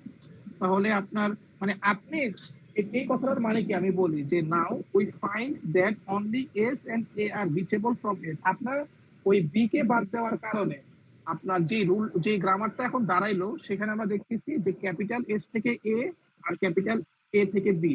কিন্তু সমস্যা হচ্ছে আমি এতে আসবো কিভাবে, মানে ক্যাপিটাল এ তে আমি আসবো কিভাবে? ক্যাপিটাল এ তো আসার কোনো ওয়ে নাই, ওয়ে আছে বলেন? মানে রিচেবল ক্যাপিটাল এ বুঝতেছেন না? মানে আমার যে গ্রামার, আচ্ছা দেখেন এই যে ব্লু কালারের যে গ্রামার, ব্লু কালারের যে হাইলাইট করা অংশ, অনেক রাত হয়ে গেছে এখানে স্যার, দুটা এখন শেষ রুল করা আছে। উচিত আমাদের একটু, মানে অনেকক্ষণ ধরে পড়তেছি তো। এটাই শেষ, স্যার এটাই তো শেষ, বলছে এটাই শেষ শেষ। করে দিবে, ভাই বলছে শেষ করে তুমি দিবে। এটাই শেষ। তোমার মতো এনার্জি সবার নাই। 5 মিনিট, আচ্ছা আচ্ছা তুই যা। 5 মিনিট ভাই, তোমার জন্য তো পুরো 5 মিনিট ক্লাস আমরা করতে পারবো না, তাই না? আমাদেরও তো বোঝার দরকার আছে। আচ্ছা ঠিক আছে ভাই, আমি বলি 5 মিনিট ভাই, 5 মিনিট, জাস্ট 5 মিনিট আমি শেষ করে দিব, আপনাকে প্রমিস করতেছি একটা বিষয় মধ্যে শেষ করে দিব। ক্যাপিটাল এস থেকে যে আপনার মানে যে রুলটা বের হচ্ছে সেটা হচ্ছে স্মল এ। তো ক্যাপিটাল এস হচ্ছে স্টার্টিং সিম্বল, ওইখান থেকে আপনি স্মল এ কে বের করতে পারবেন। বাট ক্যাপিটাল এস থেকে কি আমি কোনোভাবে ক্যাপিটাল এতে আসতে পারবো? কেউ একজন বলেন, ক্যাপিটাল স্যার। এ থেকে আসা যাবে? আসা যাবে না, কিন্তু এটাই বলা হচ্ছে ক্যাপিটাল এ নন রিচেবল, কোনোভাবে আমি ক্যাপিটাল এতে আসতে পারবো না। সো এই জন্য এ কেও বাদ দিয়ে দিতে হবে, মানে ক্যাপিটাল এ দিয়ে যে রুলটা সেকেন্ড রুলকে বাদ দিয়ে দিতে হবে। সেকেন্ড রুলকে বাদ দিয়ে দিলে শুধুমাত্র আপনার একটাই রুল অবশিষ্ট থাকবে, সেটা হচ্ছে ক্যাপিটাল এস থেকে স্মল এ। সো অবশ্যই যখন এই কাজটা করবেন আগে জেনারেটিং কিনা সেটা করবেন, তারপর রিচেবল কিনা। আগে রিচাবিলিটি চেক করা যাবে না, আগে রিচাবিলিটি চেক করা যাবে না, আগে চেক করতে হবে সে জেনারেটিং কিনা। তো কেন চেক করা যাবে না তার ব্যাখ্যা এখানে দেওয়া হয়েছে, যে বাই আপনার এই যে একটু আমি হাইলাইট করে দিই, আপনার এই অংশে বলা হয়েছে কেন আগে রিচাবিলিটি চেক করা যাবে না। তো আমরা যখন ইউজলেস সিম্বল গুলোকে বাদ দিব, সবার আগে দেখবো সে কি জেনারেটিং কিনা, সে যদি জেনারেটিং না হয় তাকে বাদ দিয়ে দিব। তারপর চেক করব যে হ্যাঁ এখন আমার যে গ্রামারটা দাঁড়াইলো মডিফাইড গ্রামার, সেখান থেকে কেউ কি রিচেবল, যদি কেউ রিচেবল না হয় তাদেরকেও বাদ দিয়ে দিব। এটা এগুলো ইউজলেস সিম্বল গুলোকে কিভাবে বাদ দিতে হয়। আচ্ছা, যেটা যেটা বেশি ঝামেলা ছিল সেটা আমি ব্যাখ্যা করে ফেলছি। আর 7 ওইটা ওই এক্সাম্পল দেখলেই হবে। 7.1.3 তে হচ্ছে আপনার এপসাইলন প্রোডাকশন থাকলে ওদেরকে বাদ দিয়ে দিতে হবে। যে আপনার গ্রামারের মধ্যে কি এমন কেউ আছে কি না যে শুধুমাত্র আমাদের এক্সাম্পল 7.1 7 দেখবেন, এগুলোকে বাদ দিব, এপসাইলন প্রোডাকশন গুলোকে বাদ দিব। এন্ড দেন হচ্ছে আপনার এখান থেকে হচ্ছে কিভাবে ইউনিট প্রোডাকশন গুলোকে বাদ দিব, এটাও এখানে 7.1.4 এর মধ্যে বলা আছে। সো এটা অবশ্যই পড়তে হবে 7.1.4। সো যদি আমরা এই কাজগুলো মোটামুটি করতে পারি, আমাদের আশা করি মোটামুটি কাজ শেষ। তারপর হচ্ছে এখানে বলা হয়েছে যে আপনার একটা অর্ডারিং দেওয়া হয়েছে, যে প্রথমে এই অর্ডারটা অবশ্যই মেনটেন করা লাগবে, আদারওয়াইজ আপনি পারবেন না। যে এখানে বলা হয়েছে প্রথমে এপসাইলন প্রোডাকশনকে বাদ দিতে হবে, তারপরে সেকেন্ড স্টেপ হচ্ছে ইউনিট প্রোডাকশনকে বাদ দিতে হবে, তারপরে হচ্ছে আপনার ইউজলেস সিম্বল গুলোকে বাদ দিতে হবে। এন্ড দেন আসতেছে আপনার চমস্কি নর্মাল ফর্ম, যেটা কিনা 7.1.5। তো আপনি ওগুলা পারলে চমস্কি নর্মাল ফর্ম এমনিই পারবেন। আমি এটা আর ব্যাখ্যা করতেছি না, খুবই ইজি। চমস্কি নর্মাল ফর্ম অবশ্যই সবাই পড়ে নিবেন, পড়ে নিলেই পারবেন। এখান থেকে আপনি একটা এক্সারসাইজ প্র্যাকটিস করে যাবেন। আমি বলে দিই কোন এক্সারসাইজটা প্র্যাকটিস করবেন। আচ্ছা, সবাই খাতায় উঠান এক্সারসাইজ 7.1.2। এক্সারসাইজ 7.1.3, এই দুইটা এক্সারসাইজ সবাই অবশ্যই প্র্যাকটিস করবেন। সো এপসাইলন প্রোডাকশন নিয়ে ব্যাখ্যা করা হয়েছে, ইউনিট প্রোডাকশন নিয়ে ব্যাখ্যা করা হয়েছে, ইউজলেস সিম্বল নিয়ে ব্যাখ্যা করা হয়েছে, এন্ড দেন ফাইনালি কিভাবে চমস্কি নরমাল ফর্ম। ওই তিনটা কাজ করলে চমস্কি নরমাল ফর্ম এমনিই হয়ে যাবে। আপনি তাও হচ্ছে একবার চমস্কি নরমাল ফর্মটা পড়ে নেবেন। আমি আলোচনা করি নাই সময়ের লিমিটেশনের কারণে। 7.1.5 পড়লেই আপনি চমস্কি নরমাল ফর্ম সম্পর্কে আইডিয়া পাবেন। আর অবশ্যই 7.1.2 এবং 7.1.3 দুইটা এক্সারসাইজ আপনাকে প্র্যাকটিস করতে হবে। যদি কারো কোনো আর প্রশ্ন না থাকে, আমি আজকের মিটিং এখানে শেষ করতে চাচ্ছি। সবাইকে অসংখ্য ধন্যবাদ, এবং এট দা সেম টাইম আমি খুবই দুঃখিত, খুবই সরি সবার কাছে। আর হচ্ছে টিউরিং মেশিনটা দেখে নিতে হবে। সংজ্ঞা টিউরিং মেশিন বলতে আপনি কি বুঝেন এতটুকুই। টিউরিং মেশিন বলতে কি বুঝায় এবং টিউরিং মেশিনের কিভাবে কাজ করে, জাস্ট আপনার ইন্ট্রোডাকশন বেসিক, আর কিচ্ছু করতে হবে না চ্যাপ্টার 8 থেকে। কোনো এক্সারসাইজ দিই নেই, কোনো এক্সাম্পল দিই নেই। তো যদি কারো কোনো প্রশ্ন না থাকে, আমি যা যা বলছি এগুলো অবশ্যই পড়তে হবে। স্যার প্রথম আপনি কই থাকেন ভাই? আপনি